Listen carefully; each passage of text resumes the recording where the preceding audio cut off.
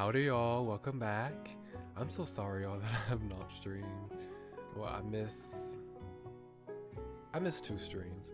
But yeah, I haven't streamed since Wednesday because I've had several things happen in the meantime. On Friday I was working on a project, a cover song that is being mixed right now, which I'm excited about, so I wanted to go ahead and just get that out the way and get that ready so I can get this cover out fast. And then the next 2 days I've had family events and emergencies, so I wasn't able to make up for the Friday stream, and I missed yesterday's stream as well. So I'm just gonna go ahead and continue with the regular schedule where we do With a Wonderful World on Monday, and hopefully we'll get back to the case book of Honor on this Friday, right? So yeah, that's it. I'm sorry, but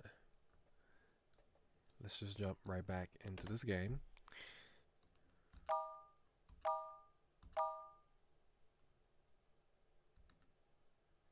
This always reminds me of a socialist.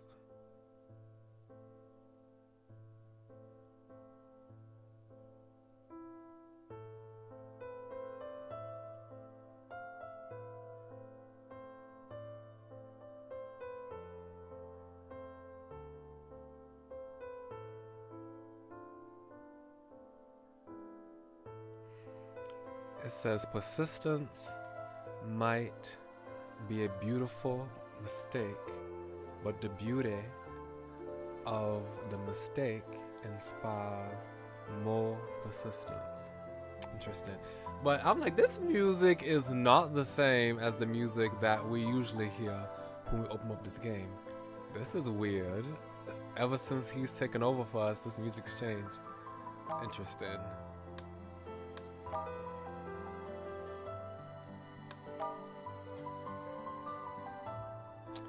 Because it's usually I can't mimic it, but it's usually the upbeat music that plays at the home screen. That's why I was stunned for a second.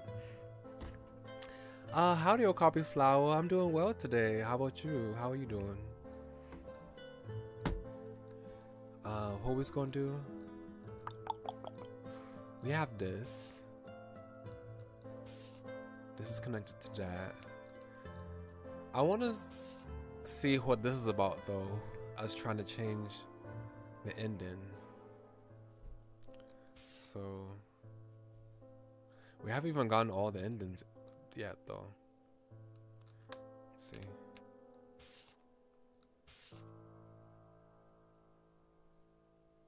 Wait, I want to read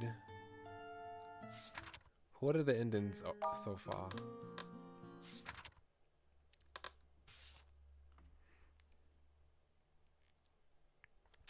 This one, she's waiting for him at the end of that. I think all of these, she's just waiting. Nope, this one isn't. What's this one?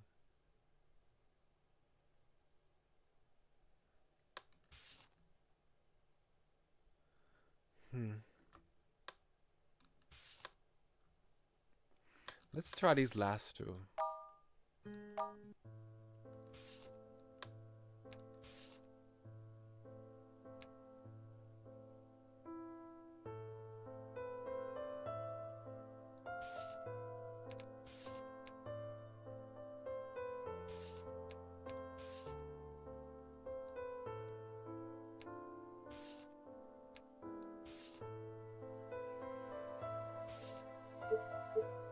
That's locked.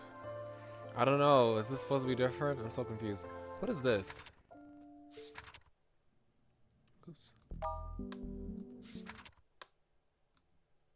C.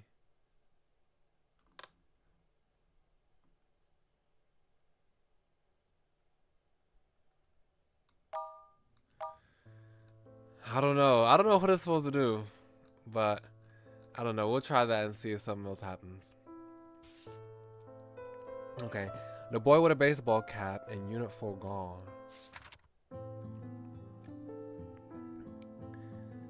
Zuko had an exclusive and secretive business app for himself. Returning guests and people who had a referral could contact him directly on the app instead of texting some ridiculous Morse code to the number on his card. Oh, interesting. Let me turn this down. He was good. Even if the targets had somehow learned that Zuko was after them, he would never be able to guess how they would be eliminated.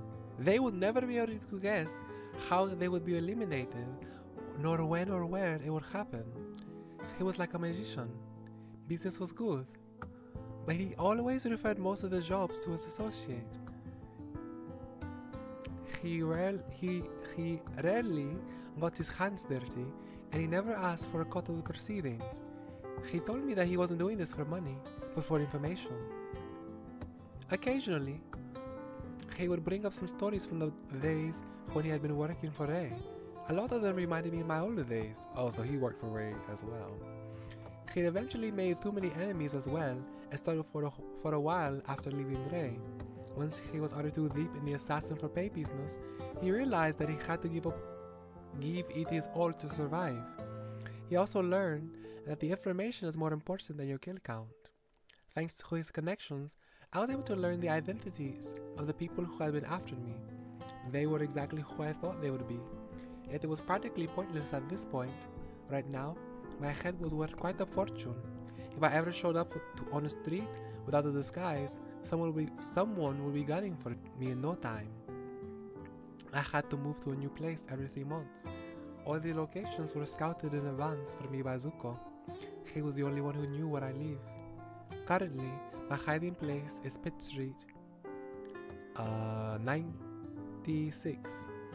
Funny enough, it was only 20 meters away from Pitt Street 99, the home base of the Black Dragon gang. Once I had even spotted Ray from the window. I heard he had become the new big boss of the gang. Zuko not only helped with covering my tracks, he would also take care of me when something else went wrong, like today. I was lying on my bed with bandages on my legs and an ice bag on my head. Zuko put a bowl of hot porridge on the nightstand. I could smell a hint of overcooked rice. Then he sank onto the couch and began to pursue the 3-month-old adult magazine he had bought over. 4 days ago, he gave me big 3 envelopes. He wasn't the kind of person who would lecture me about justice, but he had his moral preferences, and he would put his preferred target on the top of the pile. The first target was a greedy boss who had been stiffing his workers for 3 years. The second target was a paralyzed rich man who had been depending on his children. The third target was the boss of a newest gang recently established in the Bay Road area. I picked the last one, and I got into an epic battle which led to this. Don't get me wrong, I was never some kind of vigilante assassin who had the moral high ground either. I had no right to be, nor did I want to. I was merely someone who had no family, no friends, and no reason to live. And being on the edge of life and death was the only thing that could make me feel alive. I tasted the porridge and fell asleep again. I seemed to have heard the doorbell ringing, and then I heard the door open and close. It seemed to be a package delivery. A package? Who would send me a package? I sprinted from the bed and yelled out Zuko's name. There was no response. I walked to the door of my arsenal. Every time I moved, I would turn the smallest room into a mini arsenal, enhancing it with a security door with a keypad lock. Since I was moving in a few days, I had already packed all of my weapons and ammo. There was supposed to be nothing inside the room, but I saw an open delivery box just outside the security door. I entered the passcode. I didn't notice that there was someone behind me. Someone grabbed my neck from behind and choked me. I raised my left hand and stabbed my finger towards the throat of my attacker. Excuse me, I need some water. Hold on.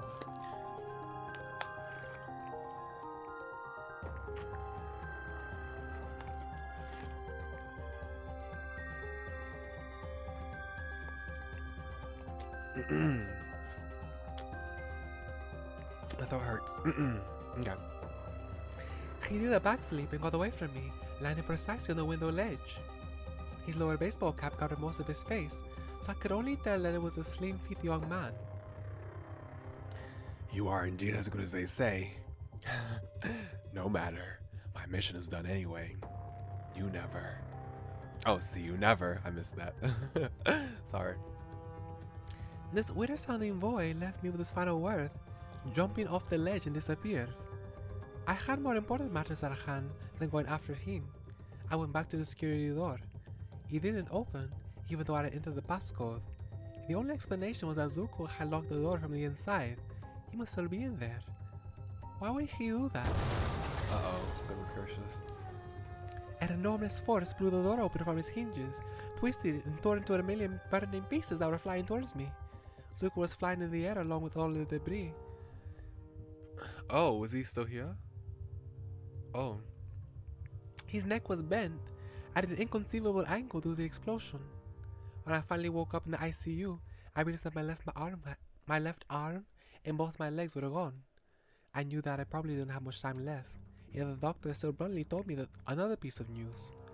The man who had been found on the crime scene with me was already dead when the ambulance arrived. Oh, okay.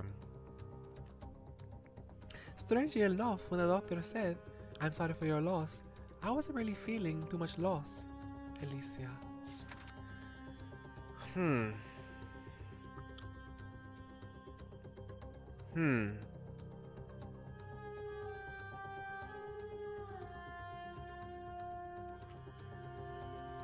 Okay. The next letter. I sat in the seat opposite the bathroom. The office felt empty. Officer Ji-yeon was still in the hospital. Lieutenant Kang had been sent to the detention center. I couldn't find out where.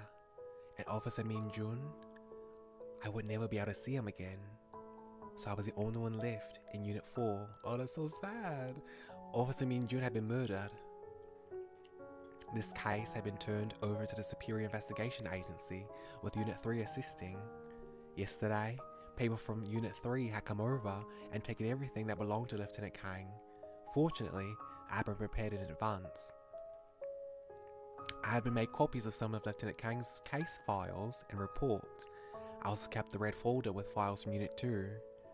The files and reports were mostly about the cases that Unit 4 had solved, nothing too important there.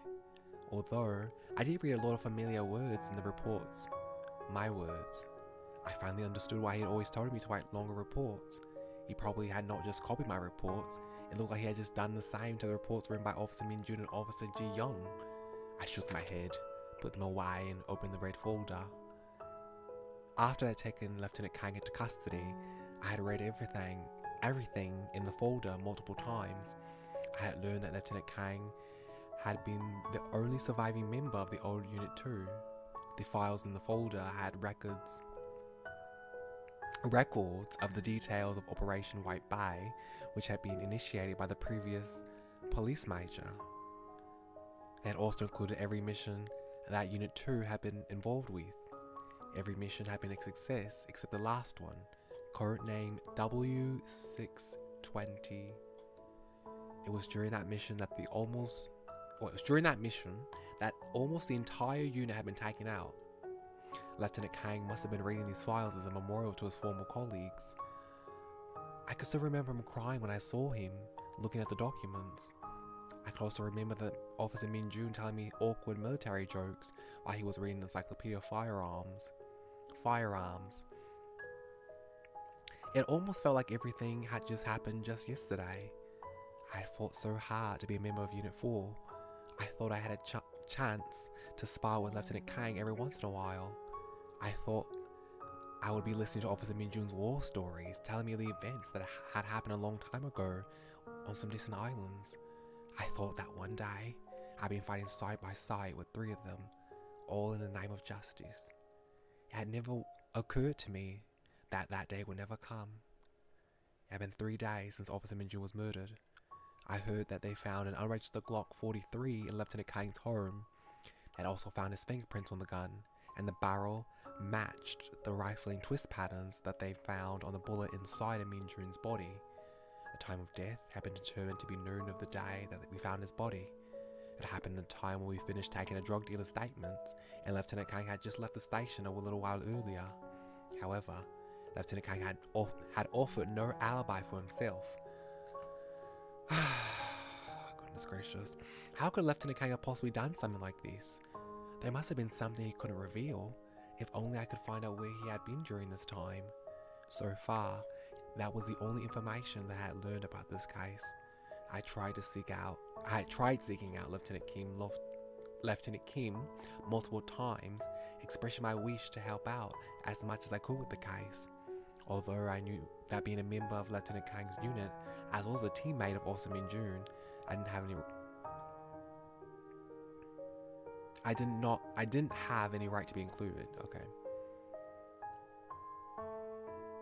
But as long as I could help Lieutenant Kang, I was willing to do anything, no matter what. However, Lieutenant Kim had only handed me all the inconsequential chores of Unit 3. He wouldn't even tell me where Lieutenant Kang was being held. I was afraid that as far as they were concerned, still allowing me to come to the station was already special treatment for me. I couldn't wait any longer. I had made a decision. I was typing on the keyboard while peeking at the makeup mirror on Officer Ji-yeon's desk. I saw through the mirror that someone from Unit 3 had just entered a 4-digit passcode to open their safe. In the Criminal Investigation Division, every unit had their own safe to temporarily keep classified documents. As Lieutenant Kang's case was still under investigation, there must be relevant documents inside Lieutenant 3's case, or Unit 3's case, or safe, sorry. Stealing classified documents would be something that was way beyond rule breaking.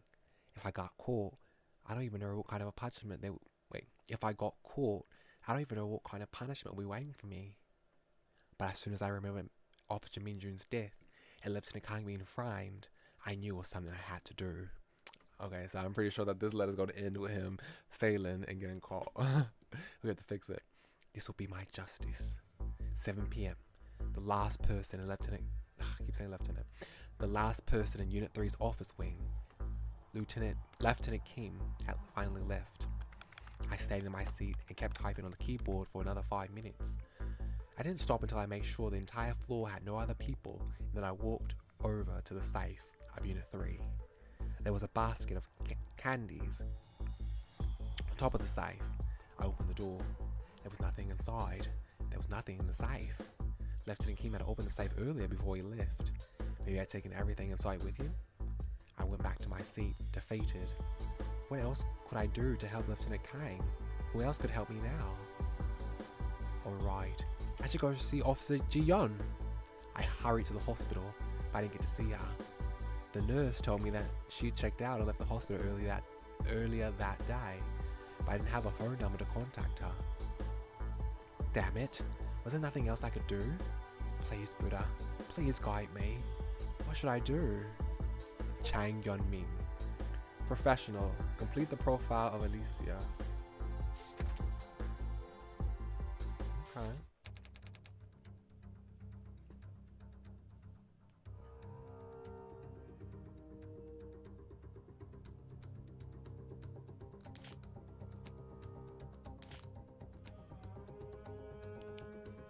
I don't know if this is going to change anything, to be honest.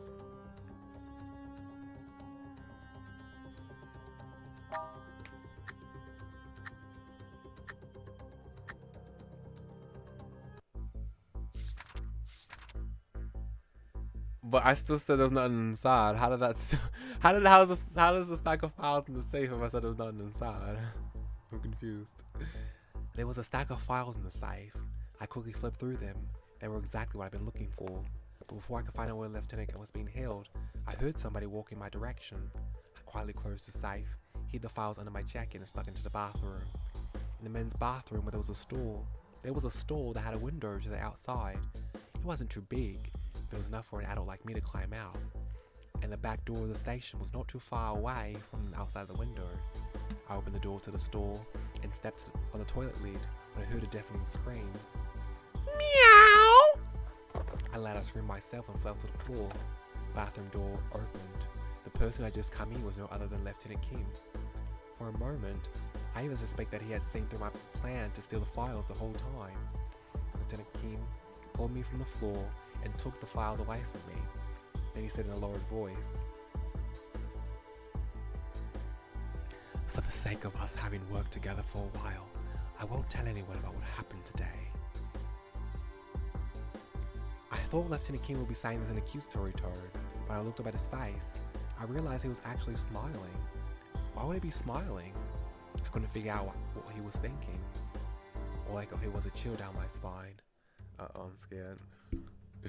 I don't trust Lieutenant Kim. I think Lieutenant Kim is in on the scheme to frame the Lieutenant Kang. I don't trust Kim. Zuko grabbed me from behind and dragged me away from the door that I just opened. But he's alive though. He died in the other one, but now he's alive right now? Okay. I didn't know that would make him alive now. But I caught a glimpse of the Vox on the floor of the empty arsenal. And then boom! The Vox morphed to an engulfing flame and swallowed Zuko and me without the door in his way. Okay, well that was bad. There's nothing inside. Come on. How did that not affect this though? It had none. There was nothing inside on his. But okay. Anyway, the door didn't open as I'd hoped. That was strange. Had I misremembered the passcode? No, not possible. I'd recorded the passcode yesterday. I'd even checked twice today when someone else was opening the safe. The last person who used the safe was Lieutenant Kim. Had he noticed my plan and changed the passcode? I went back to my seat, defeated. What else could I do to help Lieutenant Kang? Who else could help me now? Alright, I should go see Officer Ji-yeon. I took a cab and hurried to the hospital, but I didn't get to see her. The nurse told me that she had checked out and left the hospital earlier that day, but I didn't have a phone number to contact her. Damn it! Was there nothing else I could do? Please, Buddha. Please guide me. What should I do? What should I do? Someone grabbed my neck from behind and choked me. I raised my left hand and stabbed my finger towards the throat of my attacker. He did a backflip and got away from me, landing precisely on the window ledge. He lowered a baseball cap, covered most of his face, so I could only tell that he was a slim-feet young man. You are indeed as good as they say. Too bad I have to kill you today. The weird-sounding man with the two knives and lunged at me. I picked up a fruit knife from the table and tried to block him. We were quite even at first. Then, somewhere on the street, I heard what sounded like an explosion. My eyes involuntarily drifted to the window. I suddenly had a bad feeling. My split-second distraction had given my opponent a chance. He stabbed his two knives into the artery in my neck, clean and swift. Had my end finally arrived?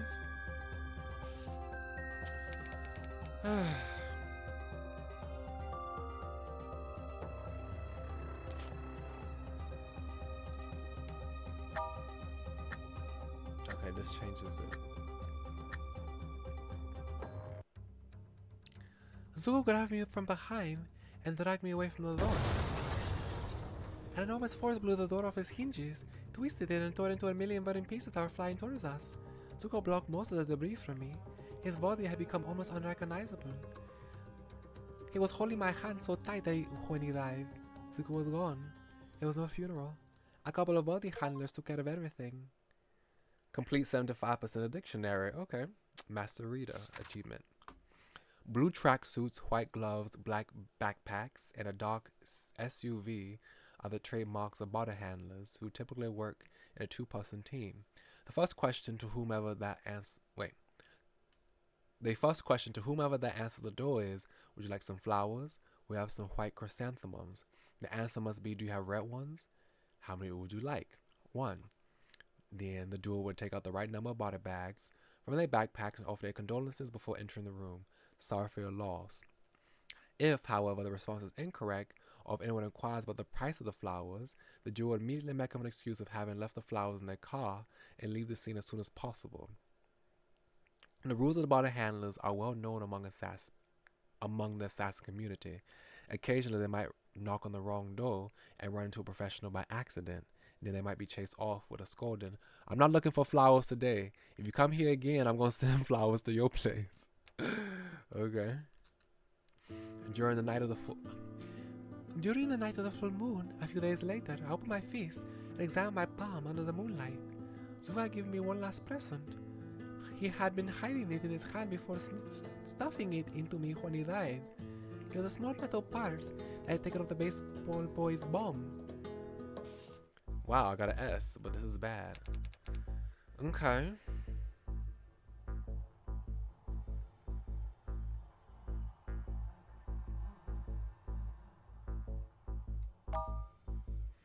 Why is that bad?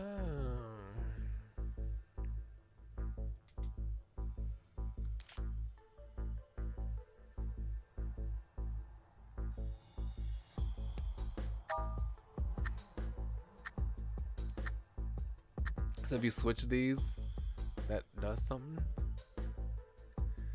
Okay. But before I even tried to enter a passcode, the door of the safe opened by itself. There was nothing but a note inside. It read, "Mind your own business." I went back to my seat, defeated. What else could I do to help Lieutenant Kang? Who else could help me now? Alright. I sure see Officer Ji-yeon. I hurried to the hospital, but I didn't get to see her. The nurse had told me she checked out and left the hospital earlier that day. I didn't have a phone number to contact her. Damn it. What was there anything else I could do? Please, Buddha, please guide me. What should I do? Oh my gosh. All these are so bad. Okay.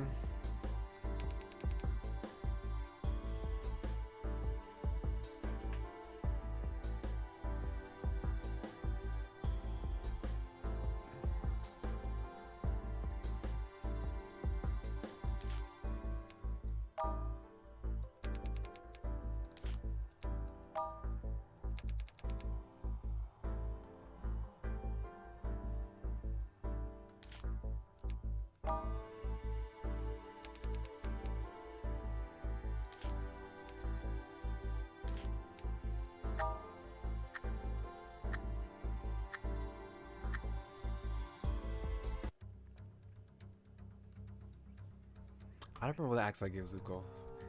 Get away from there! There's a bomb!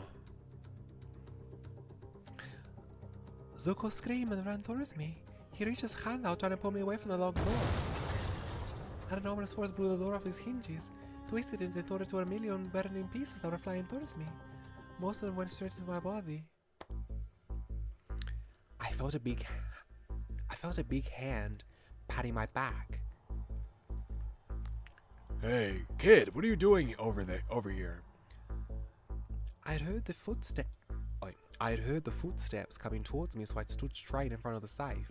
I pretended I'd been trying to take some candy from the basket.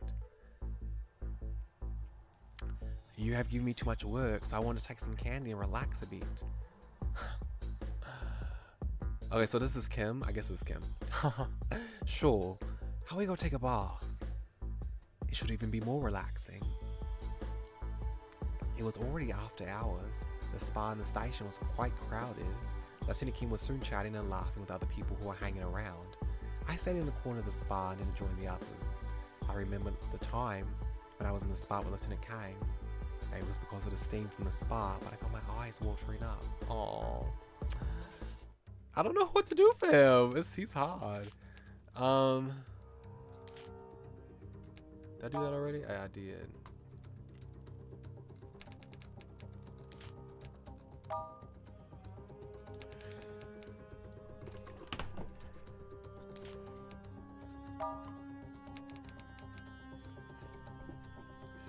How am I supposed to get you to work?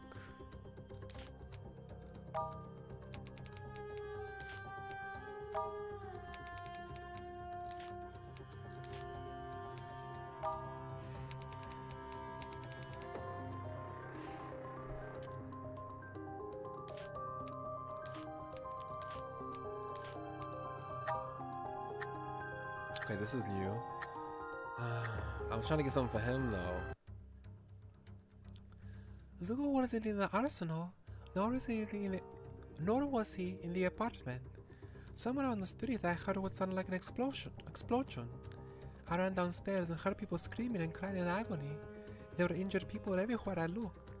The source of all the suffering was a small square that had just been wiped out.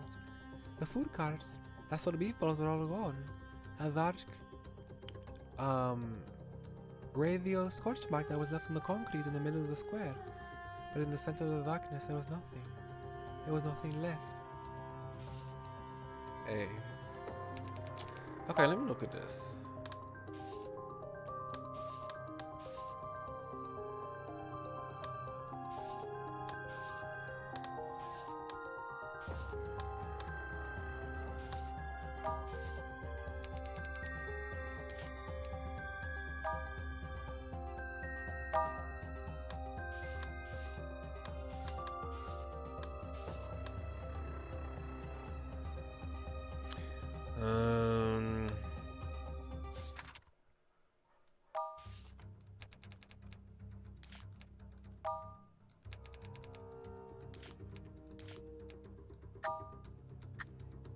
Wow, okay, this is a new thing.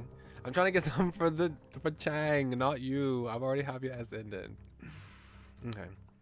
The door didn't open, even though I entered the passcode. The only explanation was that Zuko had locked the door from the inside. He must still be in there. Why would he do that? I screamed his name at the door. He yelled from the inside. It's a bomb! I'll get rid of it! Run! However, there wasn't enough time. An enormous force blew the door off his hinges, twisted it, and tore it into a million burning pieces that were flying towards me. Zuko was flying in the air along with the debris. His neck was bent into an inconceivable angle due to the explosion. When I finally woke up in the ICU, I realized that my left arm and both my legs were gone. I knew that I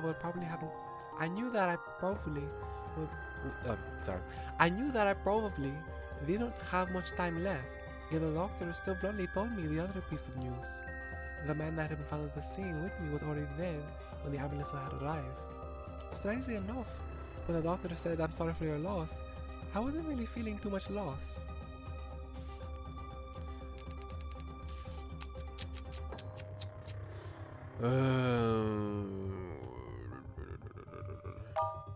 I practically got all of hers. What have I not done with you? I don't know. What have I not done? Just open the door by itself? Have I done that by itself? I don't think I have.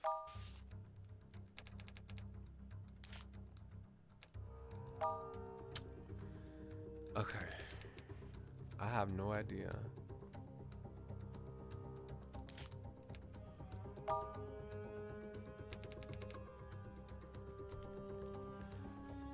I have no idea.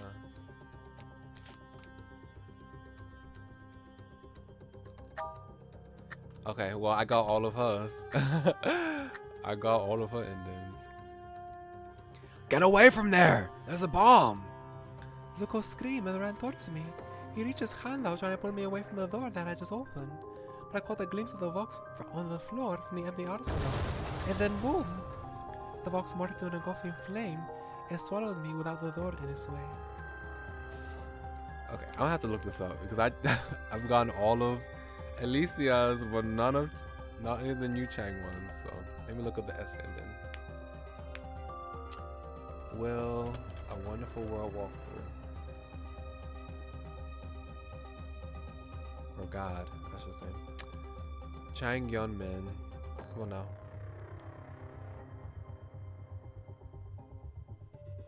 What's the name of this one?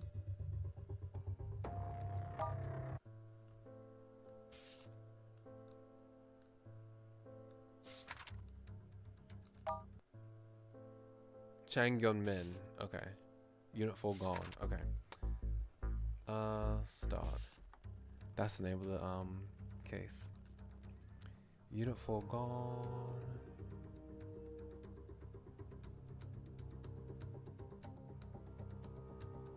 Have I not done that already? Oh, hold on.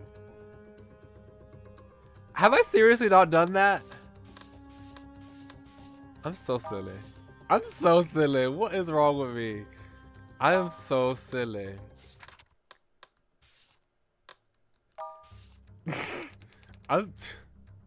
Oh my gosh. I'm supposed to do enter the passcode and open the door. I could have sworn that I've done that. Oh no, hold on. What did it say?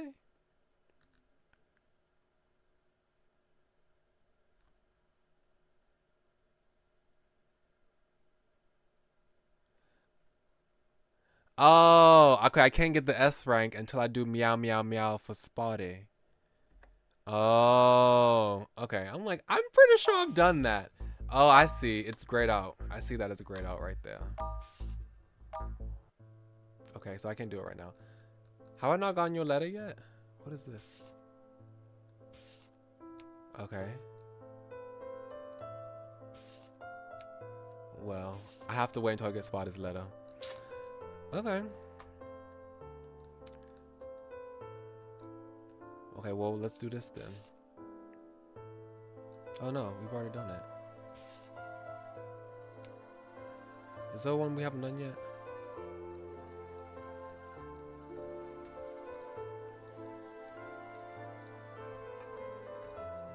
Let me see.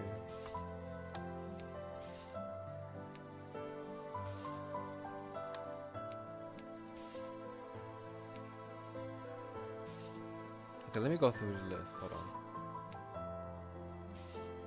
Nope.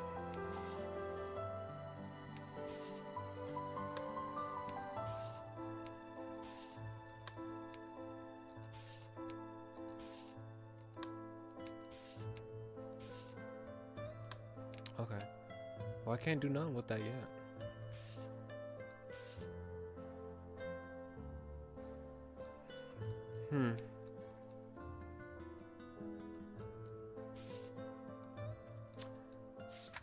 Oops.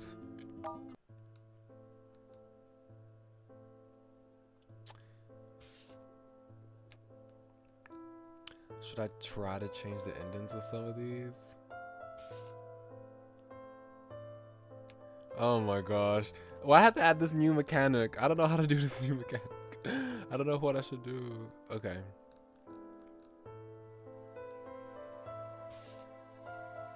Okay, let's see Final Goodbye. Oops.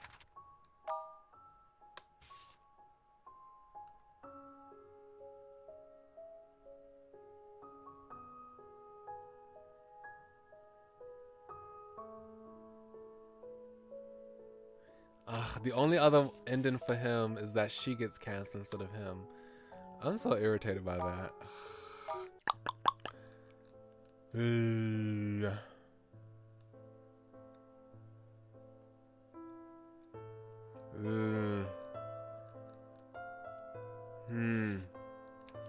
This, I need to fix this somehow. I don't know how to fix it right now though.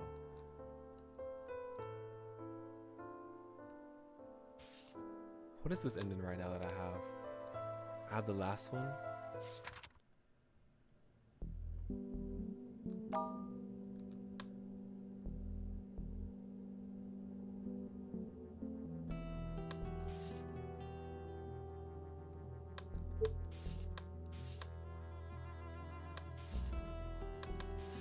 Oof, okay.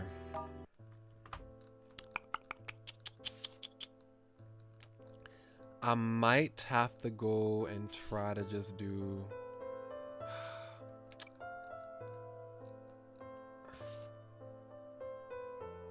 I have only done 2 of these. 2 endings for that one. And only 2 for this one. Okay, let's try to get some different endings for these. And we might get some more letters as a result. Okay. Let's see. So the good one was he pushed me to the ground. He didn't expect me to pick up the chair and throw it at his head. This one is I took out the pen and stabbed him. Okay.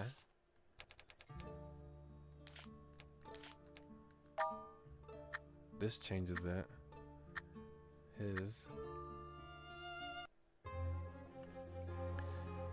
The chair only hit his shoulder. Wait. The chair only hit his shoulder. Lee Yun-sok screamed in pain and covered his injured shoulder with one hand. What happened, Uncle? The door opened. Lee Yun-chol was standing at the door. He was a little surprised to see an injured Lee Yun-suk. He isn't feeling well today. Shall we wait another day? Hey, pigs are flying. When did you start defending me? I chuckled twice, despite my bleeding lips. Lee Yun-suk stood up straight again. His lips trembled with anger. He walked towards his nephew and slapped him squarely on the face. Who gave you permission to speak? Take this little bitch back to his room, and no dinner tonight. On the whole way back, he kept his head down and didn't say a word. That evening, I didn't have anything to eat. He doesn't escape. He has to stay in that mental hospital. Unfortunate. This didn't change at all. How about if I have all these? Okay. Well, this still doesn't change. Only this one does. I put my hand in my pocket and held the pen. My palms were already sweating. Oh my gosh. Is this him? He's so disgusting. I heard that your mother died. Lee Yun-suk suddenly spoke. I didn't expect him to mention my mom, but I had no intention of saying anything to him. Wait, is this might be the it might be the nurse, never mind. You might not know this, but she had to come to visit you quite a few times. How? How could it be? I had never even seen her once. He must be lying. What was he trying to do what was he trying to do this time? I stared at him, my hand clenched harder. But she was severely ill, even more so than you, so I didn't let her see you. No, he was lying. He was lying! How could Mum be ill? Mum wasn't ill, neither was I. He's just a liar, a big, big liar. My hands were trembling. Your mother had the same cognitive dissonance disease. It was hereditary. You've always said that your father would beat you and your mother all that time, but the truth is the opposite. Is it really true? I don't know. I don't know what to believe. Is it really true that he was making all of this up? It was your mother who would beat you and your father. As you are too close to your mother, your subconscious is unwilling to admit to yourself that she could be so violent and abusive. Therefore, when the bad things happen, the roles of your parents would be switched in your mind without you even realizing it. I almost lost the strength to keep standing. My head started to feel like it was going to explode. How could this be possible?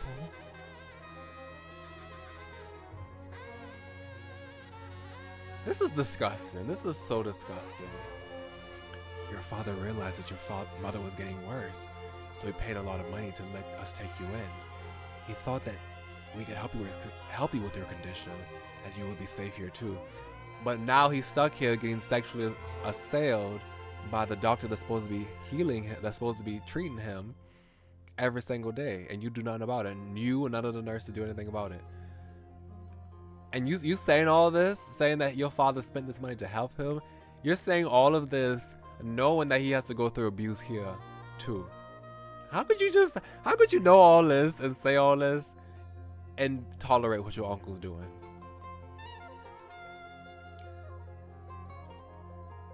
Yet, well, he didn't know that there was no cure. Besides, oh, okay. So this is the doctor. Okay, never mind. I thought this was the nurse. Besides, pretty boys like you are always my favorite. Especially the sick ones. You're so disgusting. Ew. Even if he comes and gets you back one day, and you tell anyone anything you shouldn't, no one would ever believe you. I can't tell you how glad I was when your father... That is so disgusting. So he knew of his mental condition that causes him to invent memories. He has a memory condition.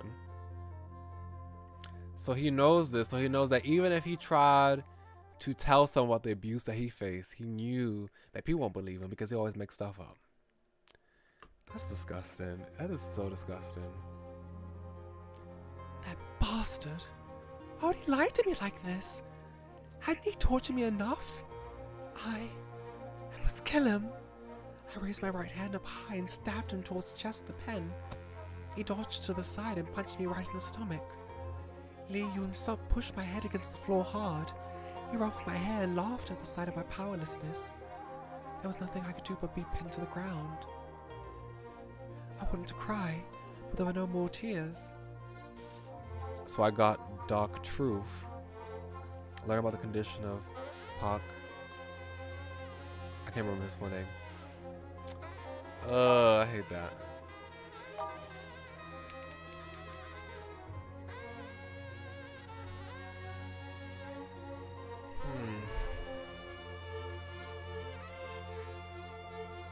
Hold on, my leg fell asleep too. I need to wake it back up.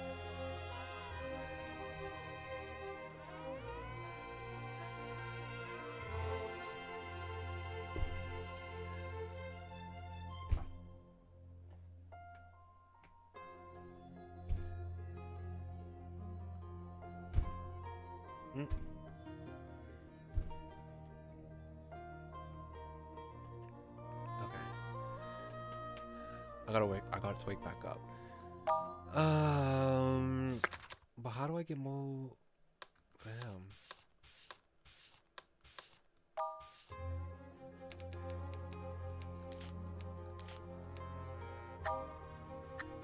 Okay, I got a new one, fam.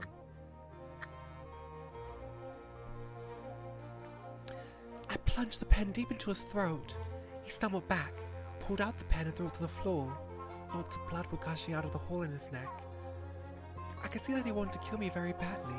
However, with one hand covering his wound, he tripped and lost his balance, making a mess of his office. Soon, he was lying on the floor with his eyes wide open, but he was no longer breathing. Lee Yeon-chol must have heard the noise when I threw in the chair. He pushed the door open and saw the gruesome corpse of Lee Yoon-suk. Will you cover for me? He only hesitated for a second before he pushed the alarm. He picked up his uncle's gun and pointed it at me, telling me not to move or he would shoot me. I suddenly understood something. He was always just a spineless little coward. That's crazy. You know about this abuse that your uncle's doing to him, and you still think that he's gonna, you tell him not to move or you're gonna shoot? Come on now. That might even be why. Even though his uncle had hired him, he had never been promoted. Soon the police arrived. I got my wish to leave the hospital, but I didn't get my freedom. People like to argue whether or not I was truly mentally ill. Some people said that my mental record had been forged, and I should be sentenced to prison despite being a minor. Other people said I was truly ill. I should stay in the hospital to continue my treatment. The arguments lasted for a long time. Okay, I got a new one for him. I lost my consciousness when Yoo Hyuk eventually pinned me down to the floor. When I woke up, I found myself back in the cell. I found my pocket. There were no notes this time. Usually that guy would leave me a message before he left. Although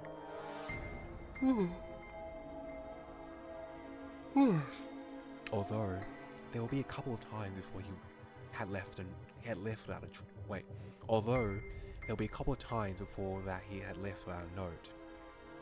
I've been living with him for 6 years. I still couldn't figure him out.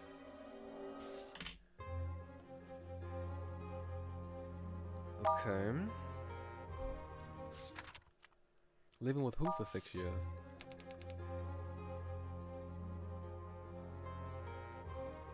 Have you been in the prison for 6 years at this point? I'm confused.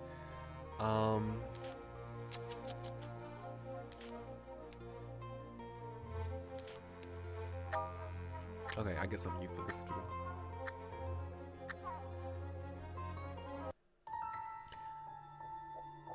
I had a bad feeling. I had to get him back in here before it's too late. I stepped away from the corner of the dark room and walked towards the center.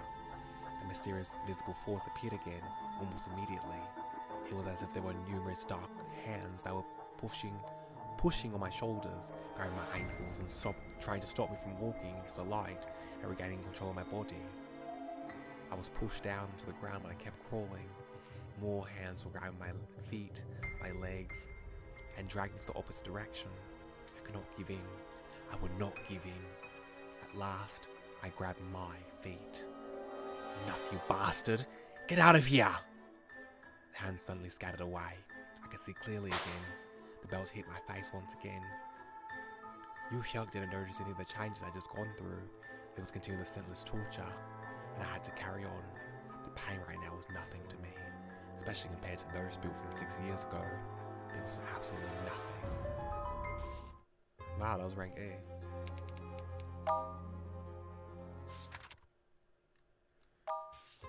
Let me see.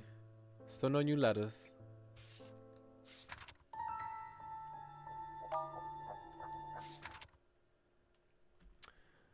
Still no new letters.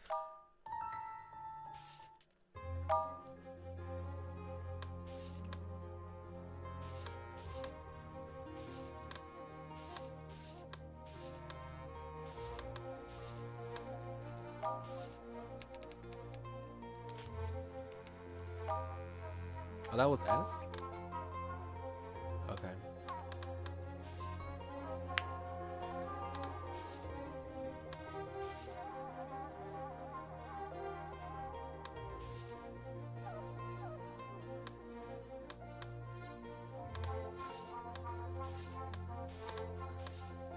Did I do the chair and then the pen stab? Okay, this is new for him.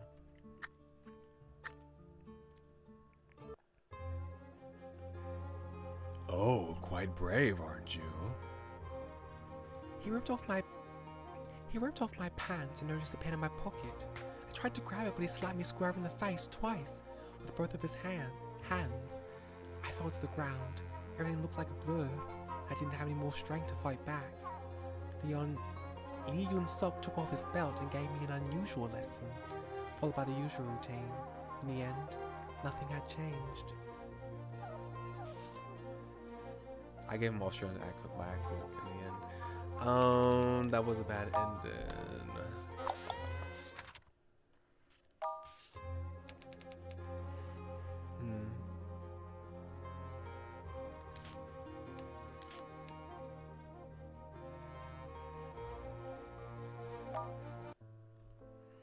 Okay. Let me see what the other endings are.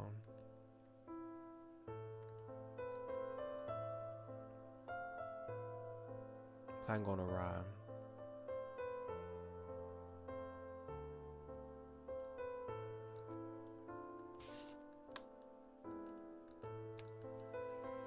Hold on, can I play this again, please? Okay. So, chair, stab, push. Chair, stab, push. Okay, that's a very specific order I have to do it in. Okay. That's the last one for his. Everything I did wasn't able to stop Young Hyuk. I lost consciousness when Young Hyuk eventually pinned me down to the floor. When I woke up, I found myself back in my cell. I found my pocket. There were no notes this time. Usually that guy would leave me a message before he left. Although there were a couple times before he had left without a note. I'd been living with him for 6 years. I still couldn't figure him out. Okay, and then what do I do for him?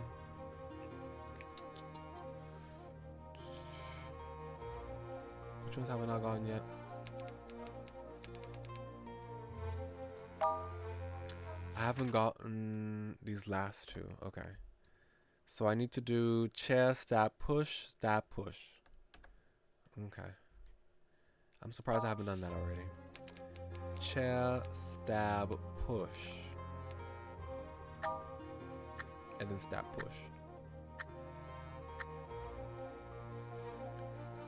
Lee Yun-suk was outraged.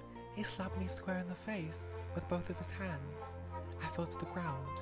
Everything looked like a blur. I didn't have any more strength to fight back.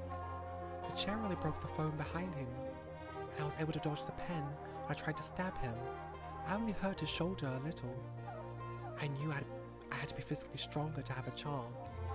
But the horrible diet and the mental and physical torture I had been subjected to was making me weaker and weaker every day. Weaker and weaker every day. The door opened. I didn't have to look to know it was really young Chol.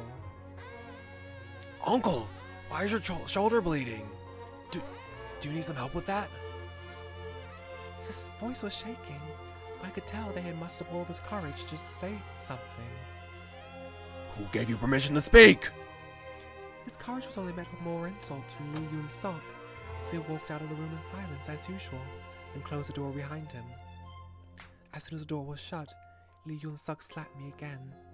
You little bitch, I'm gonna make you shed some blood today too. He walked up to his desk and picked something up. They came back to me and ripped off my pants. Before I realized what was happening, it was too late.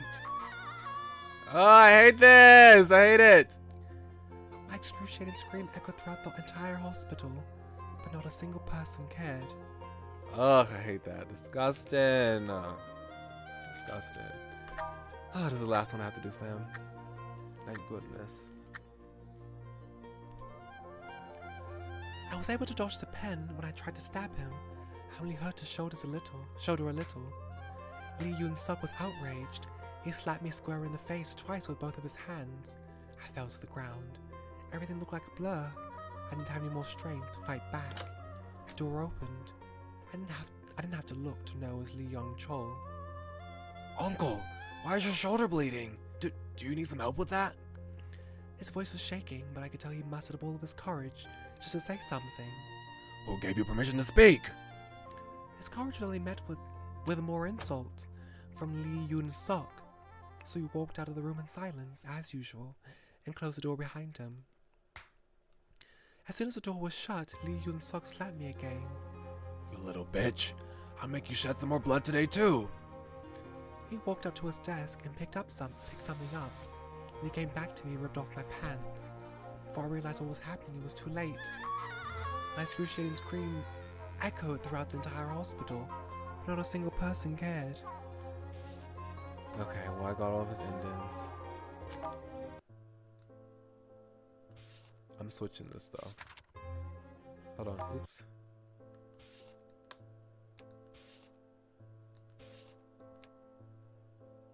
Wait.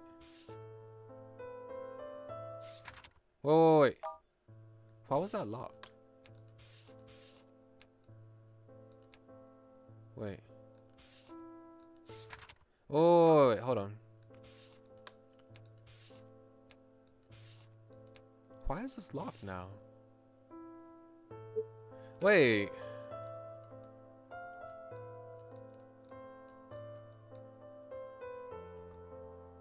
And why is this black?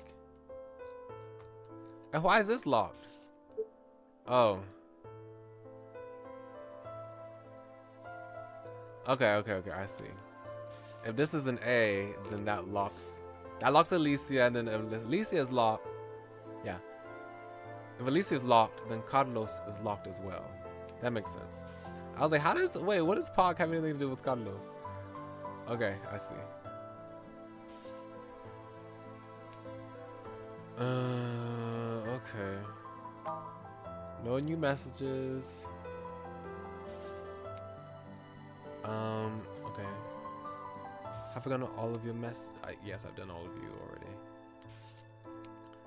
Have I done all of you? Oh, you only have one. Okay, let's try to get these last two.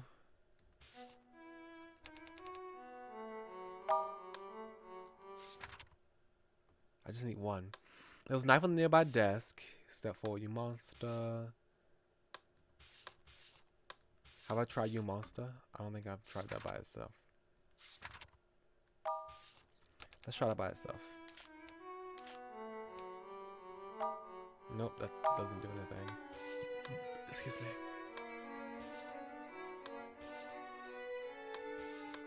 Let's just step forward and turn off the TV and see how that works. Okay, that doesn't affect Carlos, but it does affect this guy. The policeman was no longer asleep. He was standing at the door to the bedroom. He was holding his head in his hands and looked confused and neurotic. He looked at me as if I had just done something despicable to him. However, I was the only one who was really losing control. The image of him screaming "monster" at me lingered in my brain. Those horrifying fragments of memories were beginning to become even clearer. I couldn't control myself. I chuckled, then I laughed, then I screamed. I felt some changes happening inside me. Something not quite right. To make sure I could still control myself, I picked up the knife from the desk and lunged at him. I stabbed him in the shoulder. He suddenly dropped his defending hands and became extremely quiet. Next, I saw his eyeballs twitching, then he mumbled something. I had a bad feeling, so I tried to pull the knife out, but my right hand was caught. I looked at him again. I couldn't believe my eyes. The person in front of me had the same face as the policeman, but I knew that they could not have been the same man. He had turned into something different, something much more frightening. You monster! He twisted my arm with superhuman strength and pushed the knife that I was holding into my own throat. And those were the last words I ever said in this world. Oof.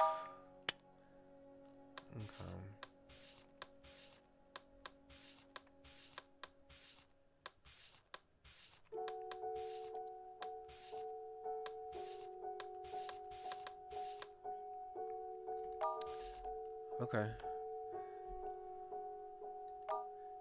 We still haven't gotten his name yet.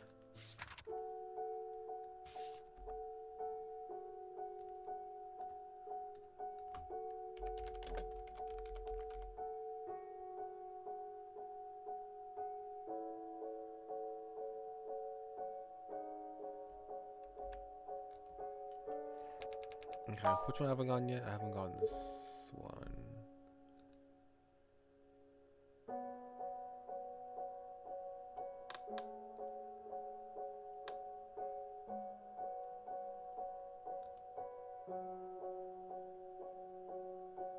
It's the second to last one. Okay, the guy says knife monster turn off TV, so you have to switch the order. Okay. Knife monster turn off TV. Oh, I haven't done nothing for him? That's crazy. Okay. The image of a woman screaming on the TV hysterically, screaming monsters lingered in my eyes. Why? Why was I having such a strong reaction to this word? A few blurry visions were beginning to come together in my head. Some of them were starting to become even clearer. There was a room without lights, a man who looked like a doctor, and me, as a child. He was a monster, and his actions thwarted my sense of self. When we clashed with each other, only one could survive. I felt some changes happening inside me. It felt so good. As if a group of people had been tolerating a smoker in an enclosed space, and then a smoker was suddenly killed in a falling meteor. I picked up the knife and walked into the bedroom. There was one tiny detail that had been bothering me for a little while. I opened the luggage again. I confirmed that the necessities did not just belong to just one person, neither were they new. And there were multiple pairs of underwear in different sizes. My confused memories failed to fill in the missing pieces. I pushed the knife against his throat lightly, thinking I would conduct an interrogation on him once he woke up. I didn't know that his instinct to danger was much stronger than I could have ever expected. Click. Before I knew it, the black barrel of a gun was pushing against my left temple. The policeman who had just woke up was on the other side of the gun. I could tell from his expression that he wasn't afraid. This was truly frightening. I dropped the knife. You're a monster! He pulled the trigger, and those are the last words I ever said in this world. Okay, Carlos. It didn't look like I was going to get my money back. What else could I do? Should I hit him? No, I couldn't do something like that. I paced across my small yard for 20 laps. As I realized that I would have to spend my time with him day after day, I felt even more depressed. If only there was some other way to teach him a lesson without violence. Why was I so unfortunate? Not only did I end up in prison, I also had to live with such a bastard of a cellmate. Lord, this is a part of your trial for me. That was rank 8. Okay, so I've got all his too. Good. Okay, right now we'll make you S though. Still no new letters, which is unfortunate. Okay, have I gotten all of yes. Stars means I've gotten all of yours. Oh, I haven't gotten all of these people's. Okay, I'll come back to that. Let's put this at S for right now though. Yeah, I still have a whole bunch to do for these. That could give me something I could unlock something different with. Okay, so I have a whole bunch of Alicias that I have not completed completely. I have spotters, 2 spotters that I have not completed completely.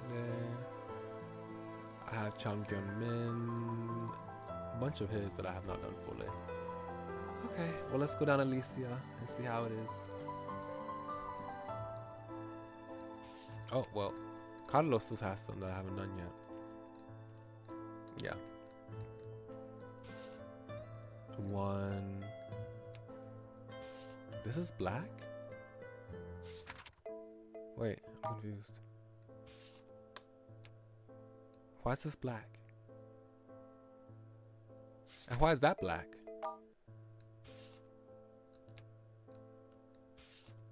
That's black for some reason. Okay, let's see this though.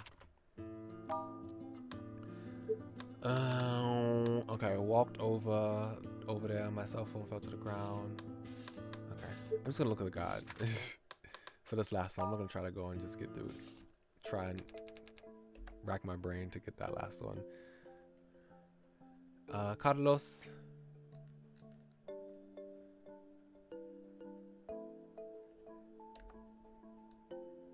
Hold on back. My sister. Okay, it is that one. Second to last one. Okay, the second to last one I have to do is E. Fire truck walk over, cell phone fell. Fire truck walk over, cell phone fell. I also get a new one for Chang Gunmin as well. Okay. It was total chaos in front of the burning building. Fire trucks, firemen, fire hoses. The fire department had taken charge of the situation. I looked up to the fireman nearby and I was about to ask if there was anything I could do to help before I could open my mouth. Another fireman quickly ran past me and knocked the phone out of my hand, and another one behind him immediately stepped on the phone. The screen cracked into pieces. No! The fireman next to me picked up the phone for me. A foreigner? You really shouldn't stay here. If we don't put out this fire today, if we don't put out this fire today, we'll be dying 1,000 deaths. Take your phone and get out of here. Okay. Who the hell would be calling me at this godforsaken moment? I turned around and answered the phone quietly. It was Lieutenant Kang. Lieutenant had briefly asked me about the situation and told me to hand over the phone to the husband. It was the Boom gang? What? Is it true? Oh my. Oh no. This is the husband. It was the Boom gang? What? Is it true? Oh my. That's wonderful. Thank you. He hung up the phone, dropped the knife, and hugged his wife, sobbing uncontrollably. So, it's all okay now. We can have our lives back. I'm sorry. I'm really sorry. It was all my fault. What just happened? I took my phone back from the man, confused. A strong gust of wind blew past us and the man lost his balance. I quickly reacted, took a big step forward and grabbed him, trying to pull him back. I was pulled over instead. We fell off the ledge together. The world was spinning. It was 10 floors off the ground. No one survived if we hit the ground. I swung my right arm as hard as I could towards the roof ledge. Something flew out of my coat. It was a white ribbon that had wrapped around my forearm, with a small spearhead tied to its end. The spearhead wrapped around the metal bar on the ledge a few times and tied in the ribbon. It was my secret weapon. I called it my tail.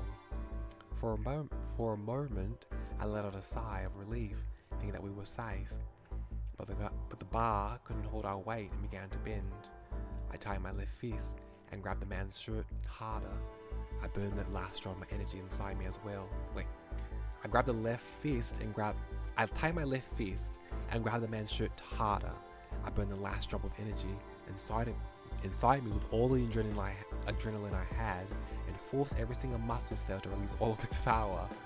Justice was not something I only talked about. I threw him up towards the roof. We were quickly moving away from each other in opposite directions. The metal bar finally gave out and was torn away from the concrete on the ledge. I was beginning to fall with it. I could hear the wind gushing in my ears. Numerous visions were flashing in front of my eyes like a horse lamp of my life. A kind of Chinese traditional lamp, also known as a running horse lamp. According to available historical records, it originates in the Southern Song dynasty and was referred to as a horse riding lamp at the time. The lamp includes a candle in the center of it. When lit, the heat generated... Oh, hold on.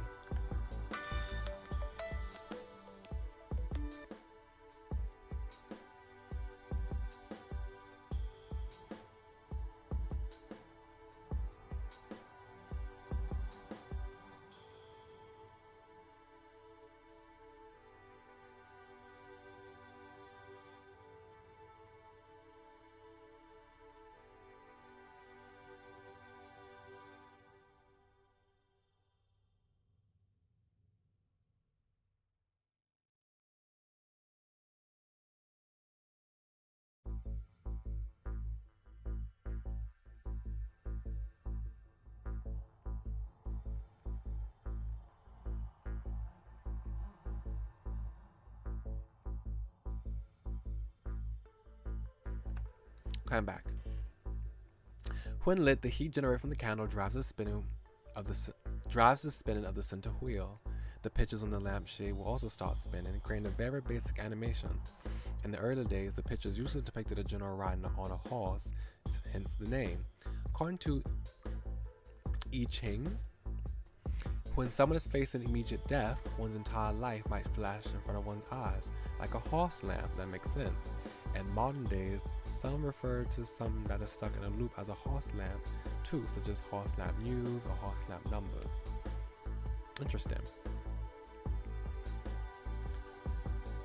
I could see my father, my mother, my master, my big brother, who had planted the seed of justice in my heart. I feel the solid concrete break every bone in my body. Wow, that's crazy. It didn't hurt as much as I expected though. Then I felt the warm, one for all, sacrifice for the safety of the people. Then I felt warm fluids coming out of every part of my body. Well, that was terrible.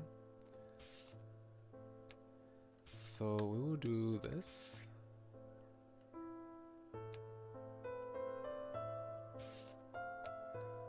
And why is this black?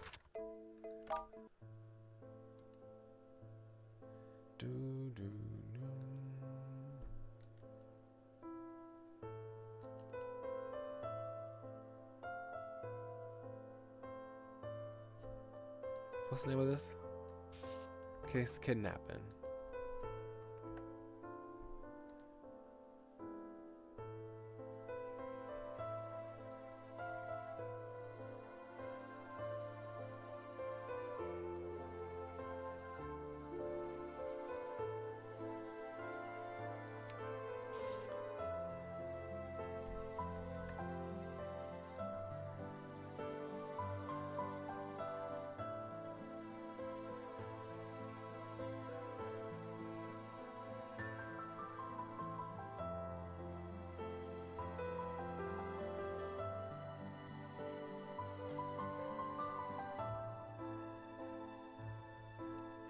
So the 2 gray squares are only unlocked after you reach S rank for bastards, Kang back ya, and come back to redo this letter.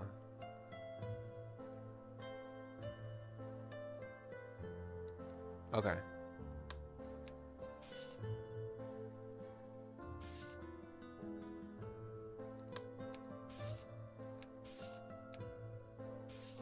So I want to try to get this last one.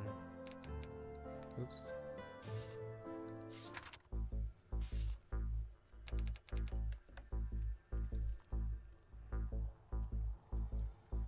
The last one, I'll do the cell phone ring by itself. I probably don't have to get this one, but I'm just gonna do it just because.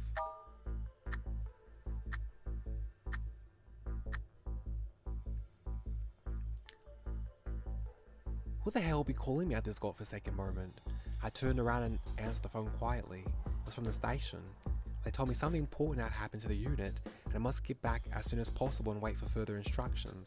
I hung up the phone and turned around, only to realize a couple had disappeared from the ledge. It was a terrible scene at the bottom of the building. Even though I was 10 floors above the ground, I felt like I could still smell the blood. It almost made me sick. I stood there in shock. For the first time, I finally recognized what it felt like to be a real policeman. Oh God, what the hell have I done? Are you getting more stupid? Okay, you got all the things from him. S rank. Oops.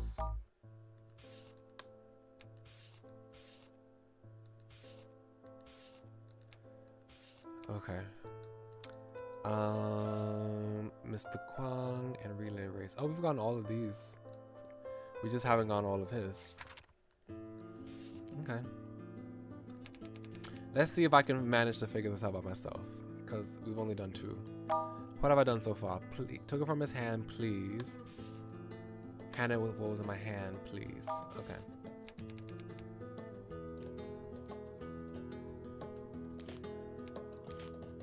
Let's do all these and see how that goes.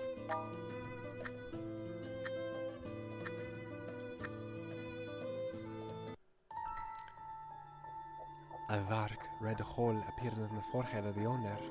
Apparently he only heard my threats but not my whispers.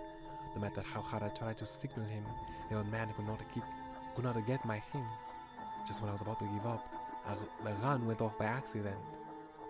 There was blood everywhere.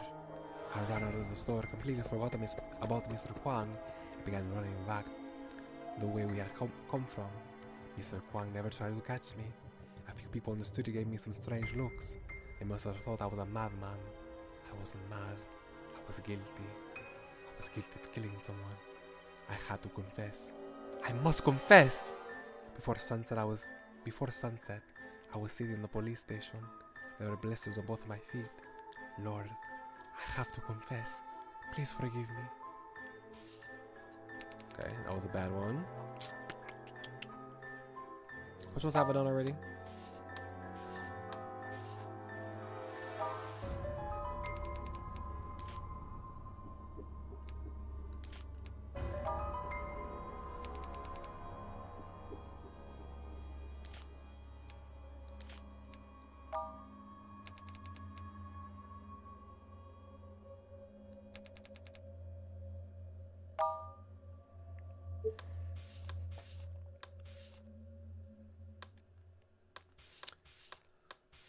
Let's do one.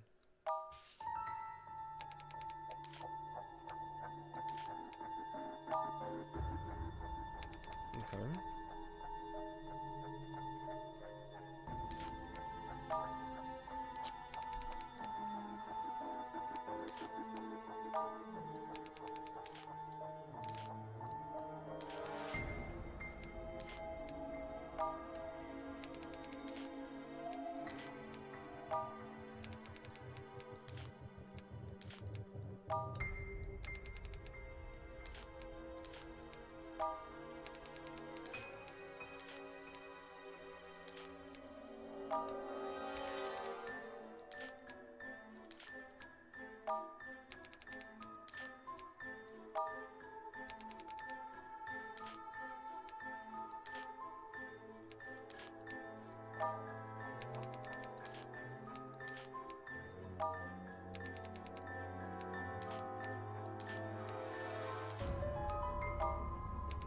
Okay, I have no idea.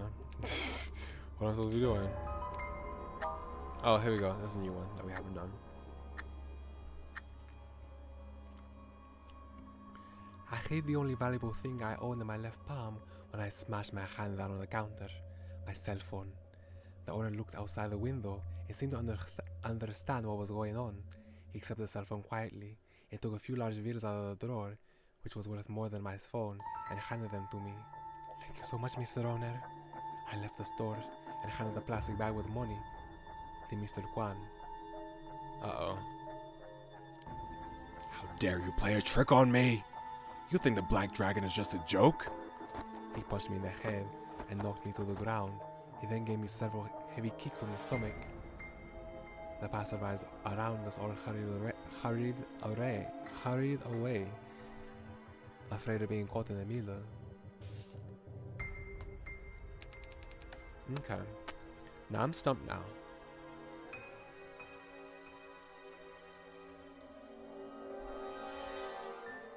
So to get the last ones, I have to do...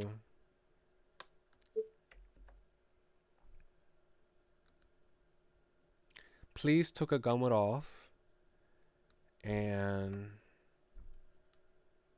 took a hand over gummet off. Please took a gummet off. Okay. Please took it gummet off.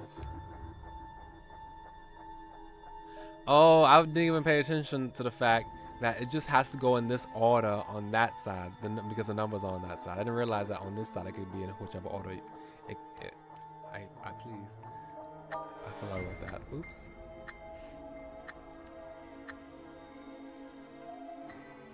A dark red hole appeared on the forehead of the owner. He had already taken a large bill out of the drawer and handed them to me. I was about to leave, but the gun went off by accident when I was putting it away. There was blood everywhere. I left the store and handed the blood-stained plastic bag to Mr. Kwan. He checked the money inside. Then he said I had passed the test. I didn't speak at first, but I grabbed the bag in Mr. Kwan's hand and began running back to the way we had come from. Mr. Kwan never tried to catch me. A few people on the street gave me some strange looks. They must have thought I was a madman. I wasn't mad. I was guilty. I was guilty of killing someone. I had to confess. I must confess! Before sunset, I was already staying in the police station. There were blisters on both of my feet. Lord, I have to confess. Please forgive me. And the last one I have to do is took it, hand it over, gun went off. Took it, hand it over, gun went off.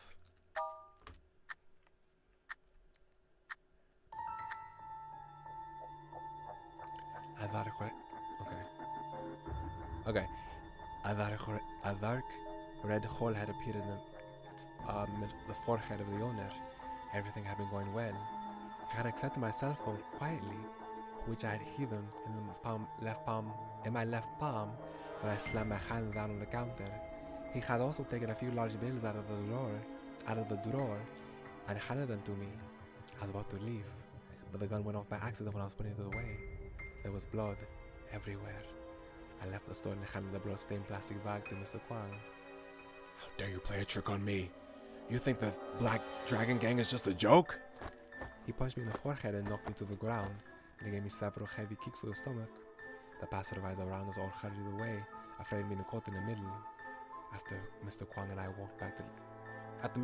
left, I walked back to the city with a limp.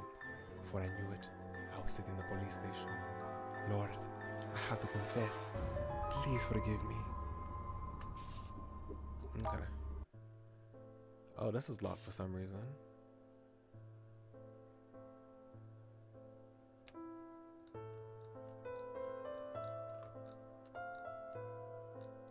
Okay, so I guess this is locked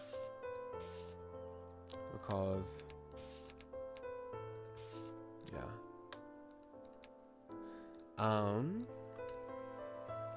Okay, so have we done all of Carlos already? Yes, we have done all of Carlos. So we'll just have to do Alicia.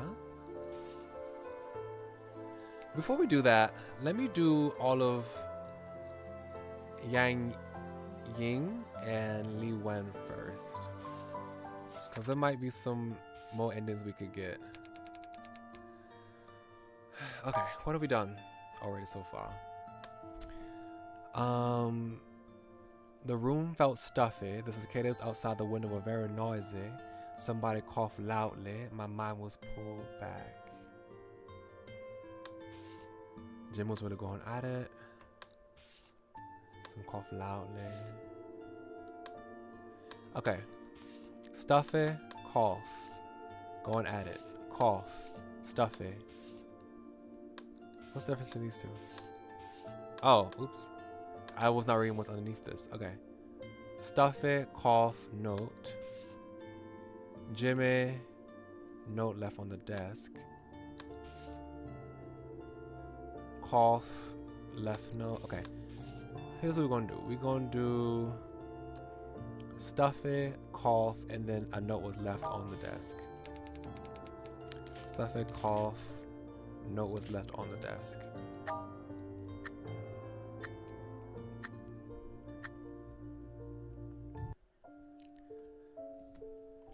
I looked at Li Wen, who was sitting by a window, and she was looking back at me too. She must be focusing on her test. I shook my head and signaled to her to get back to the test. She lowered her head. Half an hour later, the exam was over. I left a note. I asked Li Wen to come and meet me in the tutoring room after school.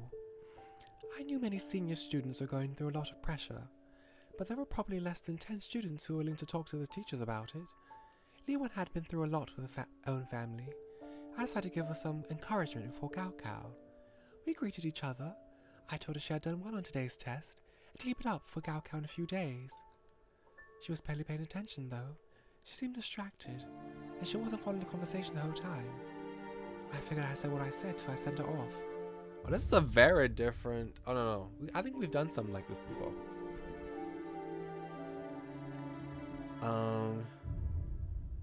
Welcome back from your Roblox section. I hope you have session. I hope you have fun. And then I saw her from the window, running off to school like a little innocent deer. That kid, she didn't have a worry in the world, did she? Well, I will make sure to keep my promise.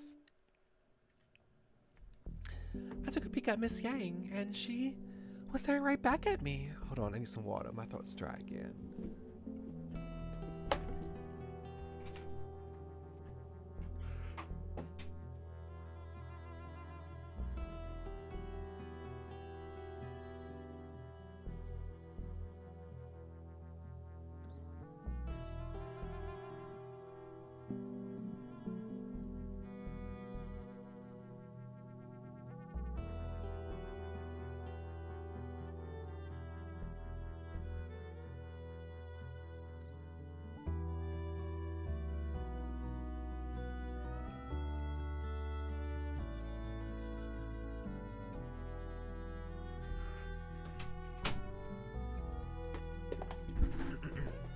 Okay, I'm back.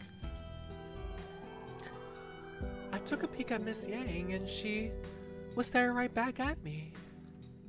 I was so startled that I almost jumped, and suddenly I could understand the questions on the exam again. Thank goodness. Whatever. I need to finish the exam first before worrying about anything else. If I screwed this up, I wouldn't be able to go anywhere after school. I know I've been left on my desk, asking me to go to the tutoring room after school.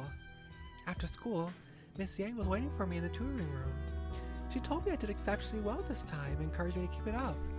She even told me that if I needed any advice or help with anything else in life, I should feel free to come talk to her. I kept thinking about her words on my way home. That was the first time she ever said anything like that. That was the first time she had ever said anything like... Wait, how do I read this? Wait. This was the first time she had ever said something like that to me. There we go. That was the first time she had ever said something like that to me. It felt a little strange. It wasn't too late when I got home. I knocked on the door softly. No response. I sent him more texts. No response either. His lights were off the whole evening too. Rank A. Have we gotten something like this before? I don't know if we have. Hold on, let me see.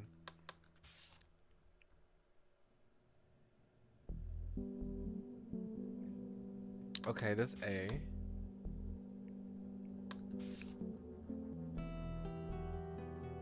I don't think we have. Okay, so this is a new ending that we have. Let's see if this helps. Nope. None for me.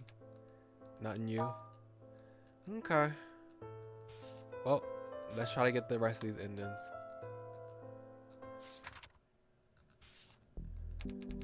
Which one have we not done yet? Let's see.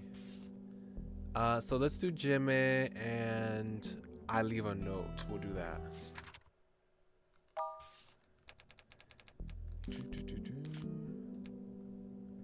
Jimmy and I left a note. Oh, that's bad. Oops. Okay. Have we done that? We haven't, but apparently that's a bad choice. I don't even have to give a new response. Okay. Stuff it and leave a note. Let's see how that goes. The room felt stuffy and I leave. No, a note was left. Right? Wait, I confused myself. Hold on. We did a note was left. Okay, so this time we're gonna do we leave a note. Back. The room is stuffy and I leave a note. Yes. Okay. I can't get a new ending by that either.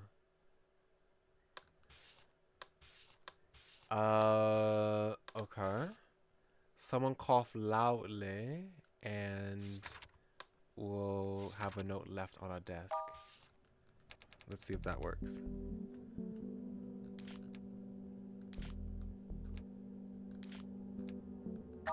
Okay, we got something new with this.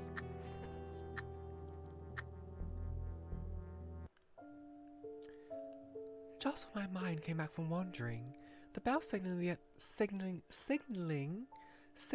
the end of the exam had just rung. Everything had gone well. I left a note. I asked Lee when to come and meet me to the tutoring room after school.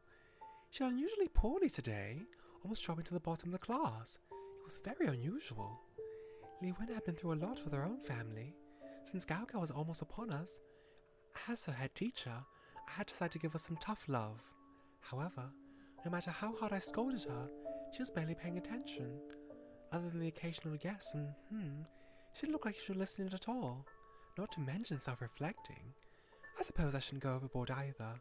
I figured I said what I wanted to say, so I sent her back to the group study session. I shouldn't wind her up too tight.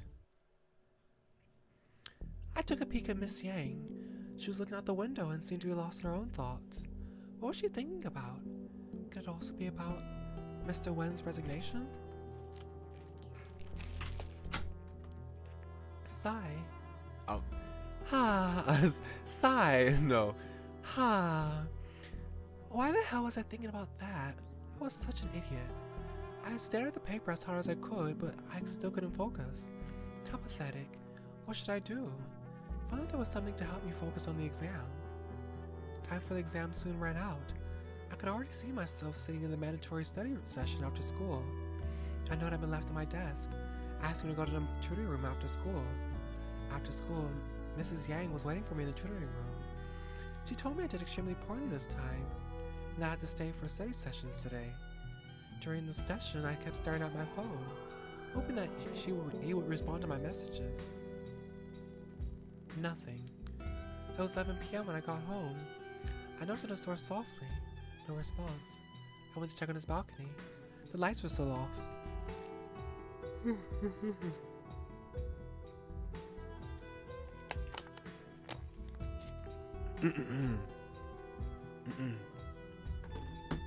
I sat on the floor with my back against the door, thinking I would be able to hear him if he came back in the middle of the night. 1 a.m., 2 a.m. It began to rain outside the window. 3 a.m., 4 a.m. It was almost morning. What should I do if I still couldn't find him tomorrow? I suddenly had a bad feeling. Would I never be able to see him again?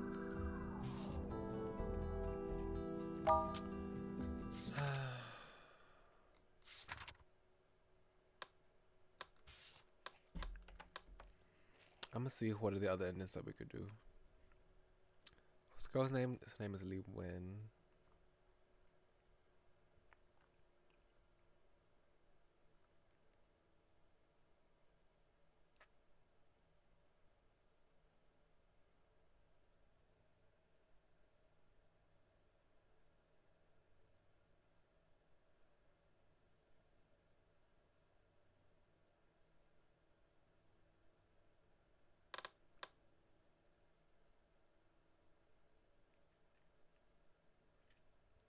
Okay, so I have to do Jimmy note on desk, and somebody coughed, lost in thoughts, left a note.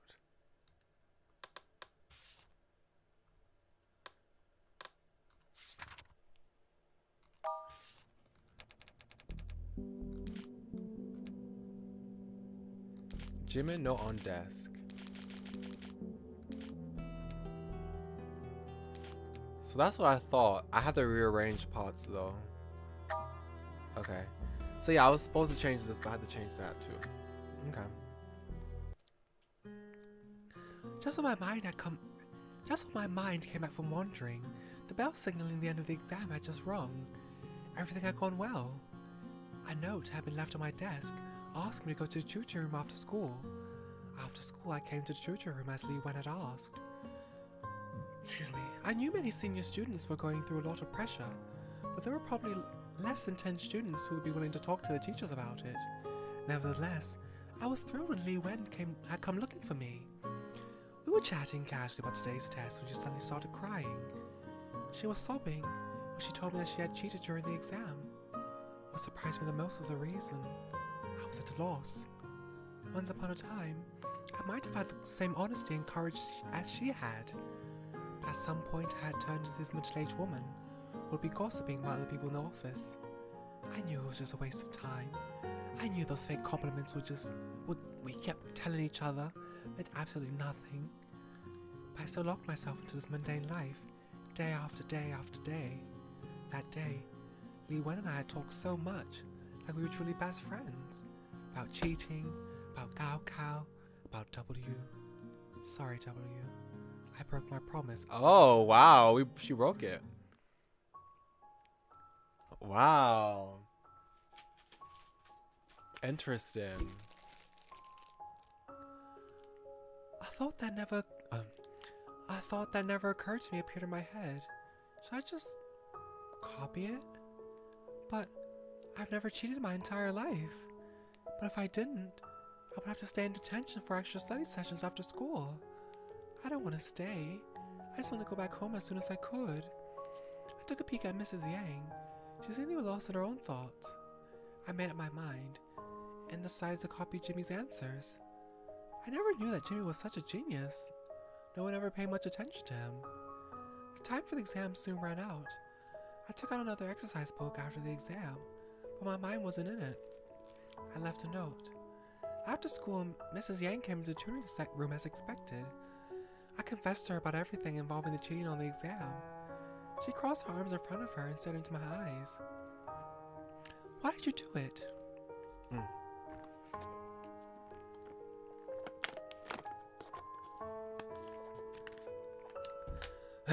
My throat. Why did you do it? Because I couldn't solve any of the problems. She kept staring at me with an even more intense look. It wasn't a hard exam, at least not for you. I couldn't focus, and I have somewhere that I have to be tonight, so I was worried about having to stay for your study sessions. I couldn't think of any convincing lies on the spot, so I told Miss Yang the truth about everything, about why I couldn't solve the problems, about why I was unwilling to stay after school, and even the truth about him. I fell into silence when I finished. I grabbed my skirt tightly and lowered my head. I couldn't look Miss Yang into the eyes. Aren't you neighbors? You should be able to see them all. Oh, hold on.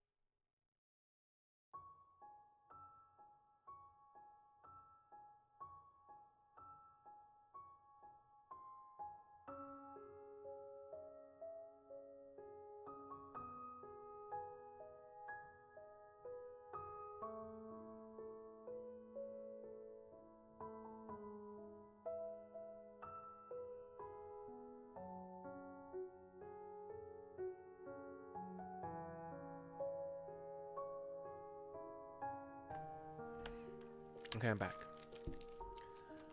Aren't you neighbors? You should be able to see him anytime you want, right? I just have a feeling that I must see him as soon as I can. Otherwise, I had no idea what I was talking about. But my saying laugh. She was laughing, but tears were coming out of her eyes.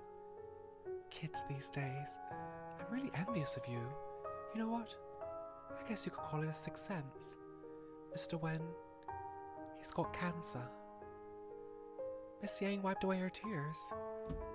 Stomach cancer. Late stage.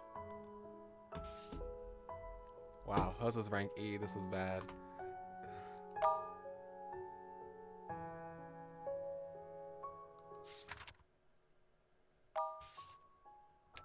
So...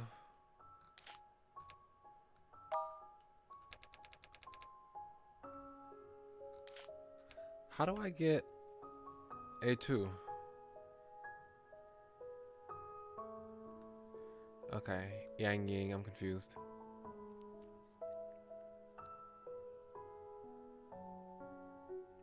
Which one haven't I got for you already? I haven't gotten A2 for you either. Somebody coughed, lost in thoughts, I left a note.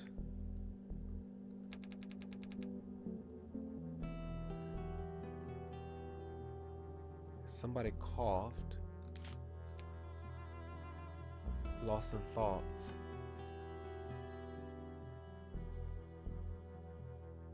Wait, how can that be? I left a note.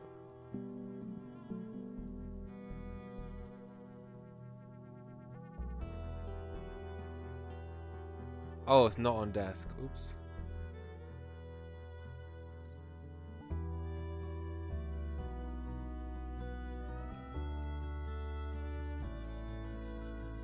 Oh, it's not on desk. There we go.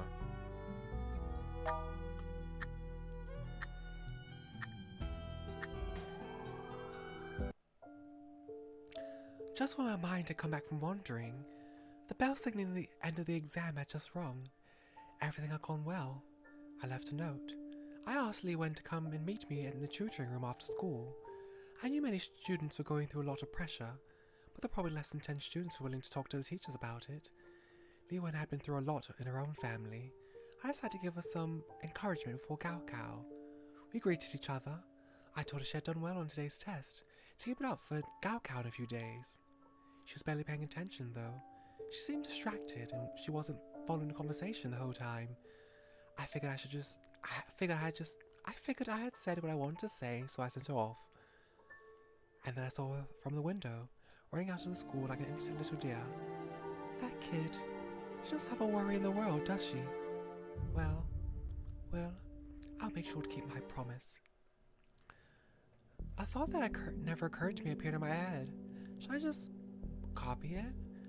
But I never cheated in my entire life. But if I didn't, I would have to stay in detention for extra study sessions after school. I don't want to stay. I just want to go back home as soon as I could. I took a peek at Miss Yang. She seemed to be lost in her own thoughts. I made up my mind and decided to copy Jimmy's answers. I never knew that Jimmy was such a genius. No one would ever pay much attention to him. Time for the exam soon ran out. I took another exercise book after the exam, but my mind wasn't in it. A note had been left on my desk, asking me to come to the tutoring room after school. After school, Miss Yang was waiting for me in the tutoring room. She told me I did exceptionally well this time and encouraged me to keep it up. She even told me if I needed any advice or help with anything else in life, I should feel free to come talk to her. I kept thinking about her words on my way home. This was the first time she had ever said anything like that to me. I felt a little strange. It wasn't too late when I got home. I knocked on his door softly. No response. I sent him some more texts. No response either. His lights were off the whole evening too. Okay.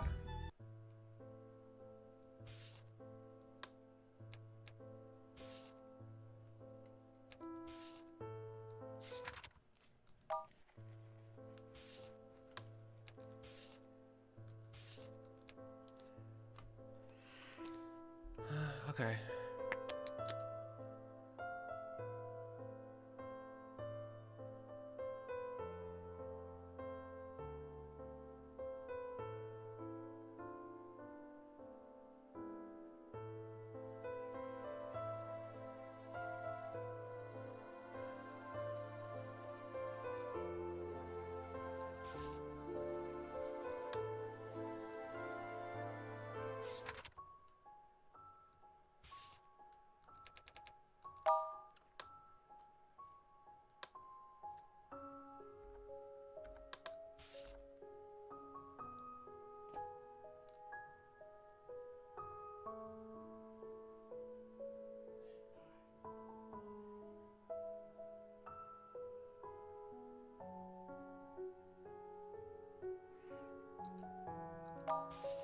Okay, so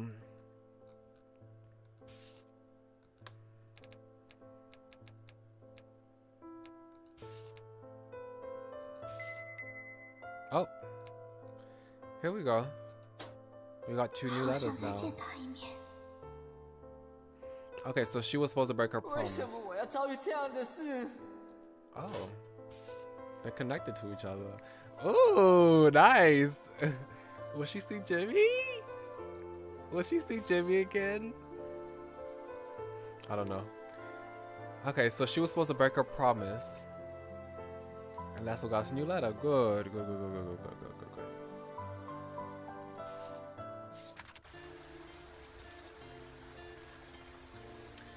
The mountain was called Shuanglong Mountain. The name meant a mountain with 2 dragons.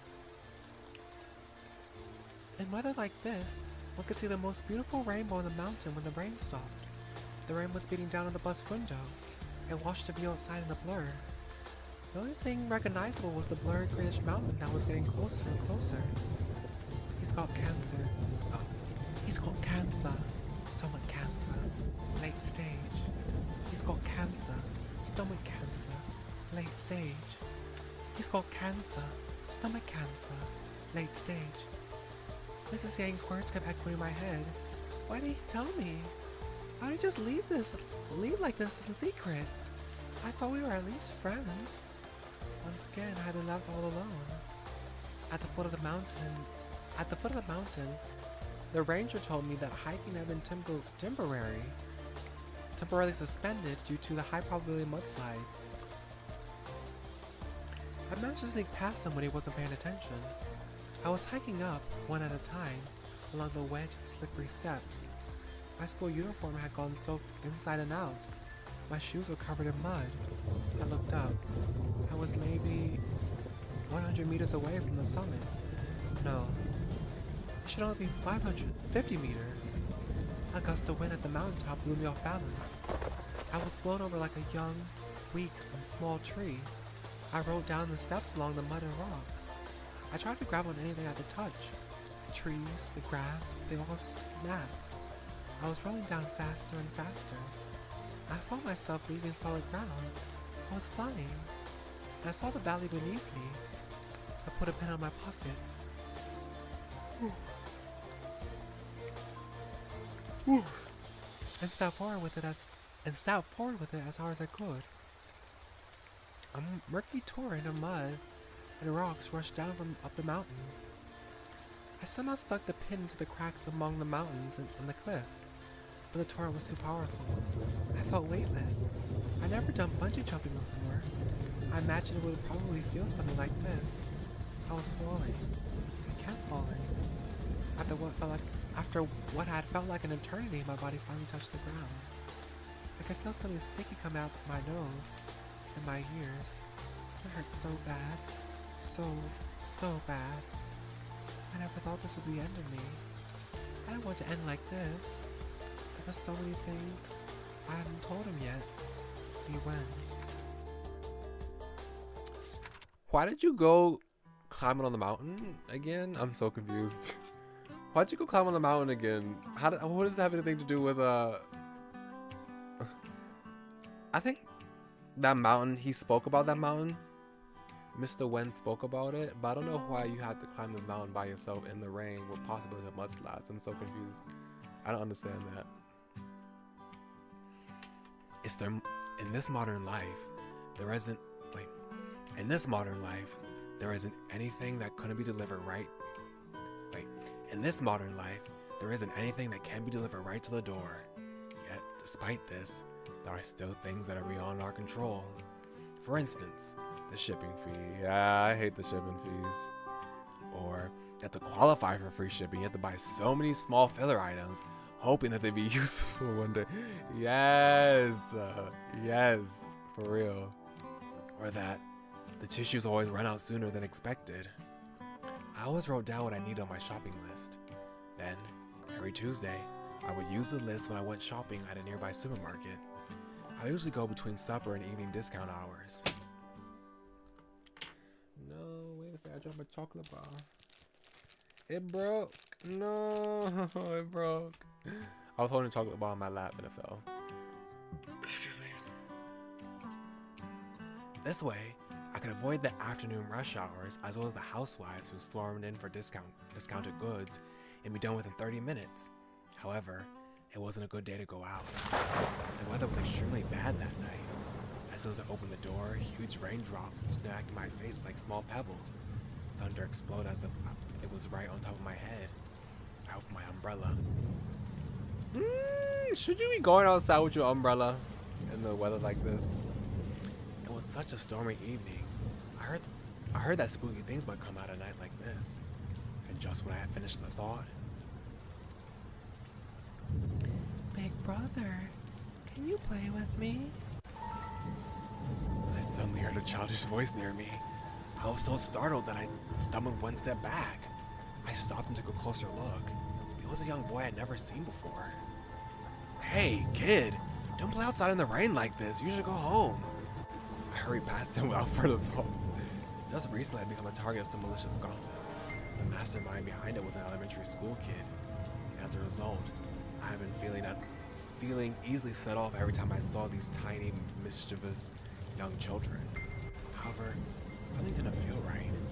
2 blocks later, a young girl jumped in front of me holding a flowery umbrella and said in a crisp voice, Big brother, can you play with me? Little girl, you are really cute, but Big brother is not going to play with you. It's not going to play with you.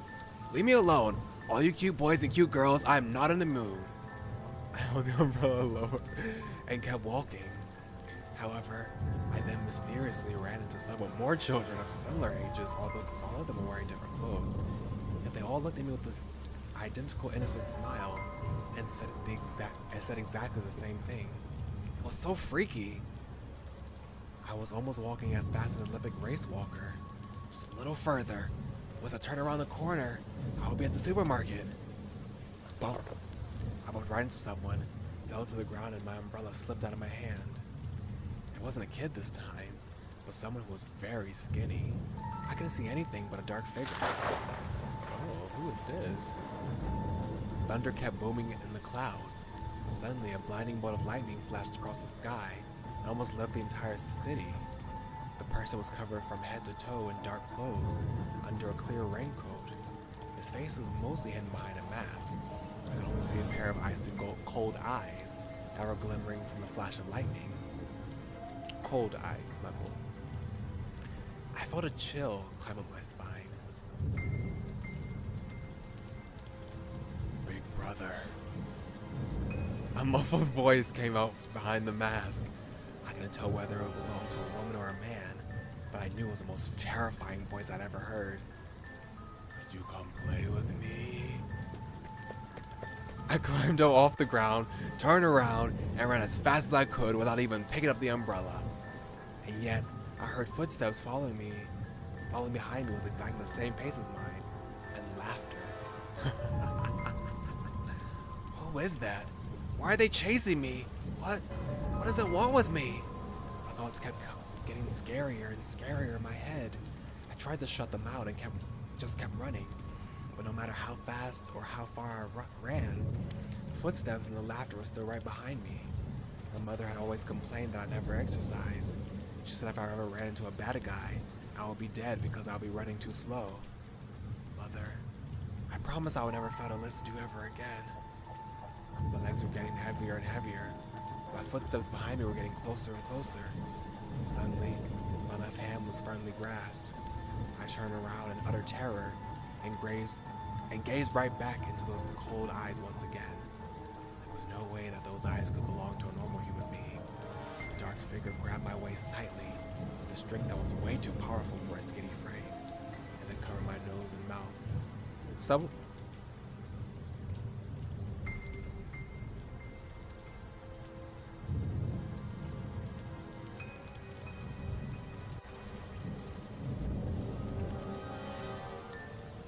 And then covered my nose and mouth with a damp cloth. A tide of exhaustion suddenly washed over me. Eventually, everything went dark. I passed out. When I woke up, I realized I couldn't move. Wait, why was I tied to a table with my arms and legs spread out? And where had my clothes gone? Big brother. I heard this chilling voice right next to my ear. The masked person had a shiny scalpel in one of his hands this time. He kept brushing the back of his cold scalpel over my thighs. In his other hand, he was holding the gossip newspaper that had a picture of my butt. Ew, this is disgusting. Big brother, I heard that you like little boys' lollipops. What the hell? I tried to protest. My body felt as heavy as a piece of cast iron, and the only sound I could make were some random noises. Ew! Actually, I like them too. What? I saw a silver flash reaction through the air. The pain was so intense that even my numb body couldn't ignore it. It looked like a warm red liquid splashed all over my body. The only thought I had before I completely lost consciousness was, damn, I shouldn't have gone out, Jimmy. He had no emojis this entire thing. He had, his signature, not emojis, his signature cow emojis. He had not one cow emoji during this entire letter. That's sad. Oh, that's creepy, ew.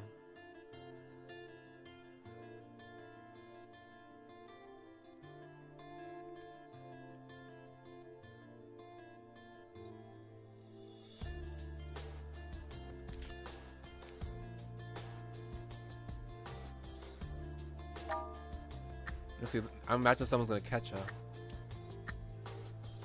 Maybe miss the wind. Oh, this is bad though. I sprinted towards a nearby road with all the strength I had left, hoping to stop a taxi. Actually, any vehicle would do. I was about to step onto the road. As I was about to step onto the road, I looked back to check where he was one last time. I saw him stop. Beep beep! The deafening sound of a car horn and screeching of tires rushed toward me from a distance. My body flew off the ground. As I was flipping through the air, I saw the spinning green traffic light out of the corner of my eye. The only thought I had before I completely lost consciousness was, no matter what, you should always track the traffic light. Aww, she's so cute. My heart skipped a few beats. I felt like I'd already died. I thought it must be in a wild dream. I've seen too many movies with a similar plot.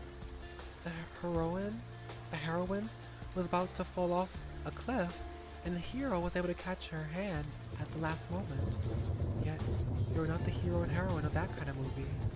Just when I thought this was my last chance to tell how I felt, the torrent washed us both off the cliff. Our hands lost hold of each other's grip. We were too far away to hear when we were yelling at each other.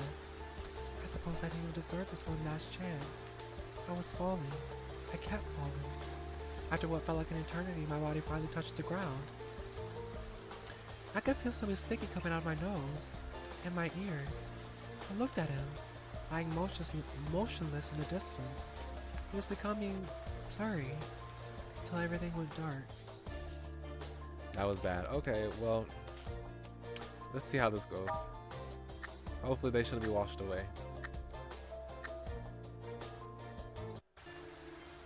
My heart skipped a few beats.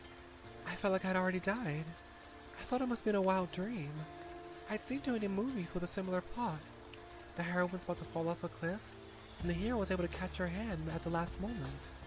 They were not the hero and heroine of that kind of movie.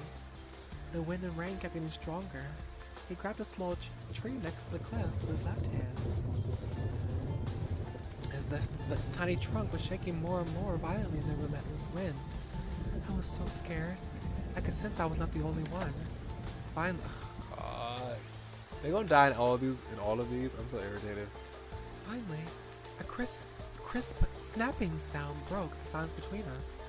We fell off the cliff, holding on each other's hand as tight as we could. I was falling, kept falling. After what felt like an eternity, my body finally touched the ground. I could feel something sticky coming out of my nose and my ears. At last, at the final moment of my life, I managed to conjure up enough courage. Mr. Wen, I love you. I didn't hear a response. The rain and tears had blurred my eyes, and I couldn't see his face. Okay, it seems to be good for him. I think I need to switch the two responses for her to get a good ending, but this seems good for him. I'm not sure how I found the strength, but I stepped forward at the last moment. I could feel my heel just missed the sliding mud. A torrent of mud was falling off of the slope on the hilly roadside. A landslide? The mud and soil underneath the masked person suddenly began to move rapidly, as if they had just been awoken by the thunderous explosion in the sky. The masked person was sucked into the torrent and swept down the cliff to the distance. The goddess of fortune must have heard my call for help. Lucky me! No cow emoji? What are the cow emojis? I need the cow emojis. That was so cute. After struggling to calm down, I realized a new problem. Where the hell was I? I eventually managed to stop a taxi and get back home, even though I was completely lost. The warm bed and soft sheets felt like friends from another lifetime when I got back home. They sucked me in instantly, as if they were a black hole. The only thought I had before I completely lost consciousness was, I shouldn't have gone out. Okay, I think I need to switch. Come on now. Yeah. This should be able to stop them from falling.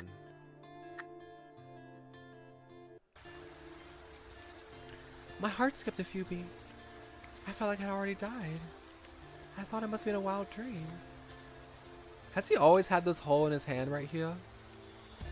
I've seen too many movies with a similar plot. The heroine was about to fall off a cliff, and the hero was able to catch her hand at the last moment. Then she would cut his hand with something and say, "Let go of me, or I'll drag you down too." However, I was no heroine. The blood was being washed away by the rain. It flowed into my hand and dropped into my face. I stuck the pin into the back of his hand, but it had been blown away by the heavy wind. This wasn't a movie. I would drag him down. I definitely would. I didn't have the courage to tell him to let go of me. I was such a coward. Hold on! Keep your eyes on me! He held me even tighter. The rain and tears had blurred my eyes. I couldn't see his face. I'm sorry. I'm so scared. I was so scared of being left alone. Miraculously, he seemed to have heard my thoughts. Don't be scared. I will never leave you alone. Ever. Says the man that ghosted us for 3 years after we graduated. after we've taken the Gaokao exam. He grabbed a tree next to him with his left hand and leaned back. The tree was already bending at a dangerous angle. My body was jerked upwards. The little tree snapped in half. In the same instant, he pulled me into his broad chest. He locked me into his strong arms. I felt a warmth I hadn't felt in a long time. I couldn't think of anything else to say. He didn't say anything either. Or maybe he did say something, but it was drowned out by the rain and I couldn't hear it. Well, we got S rank for both of them. Nice. Uh-oh.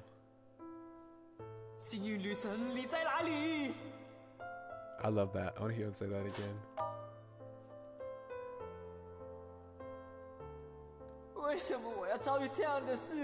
No, that's not the same one.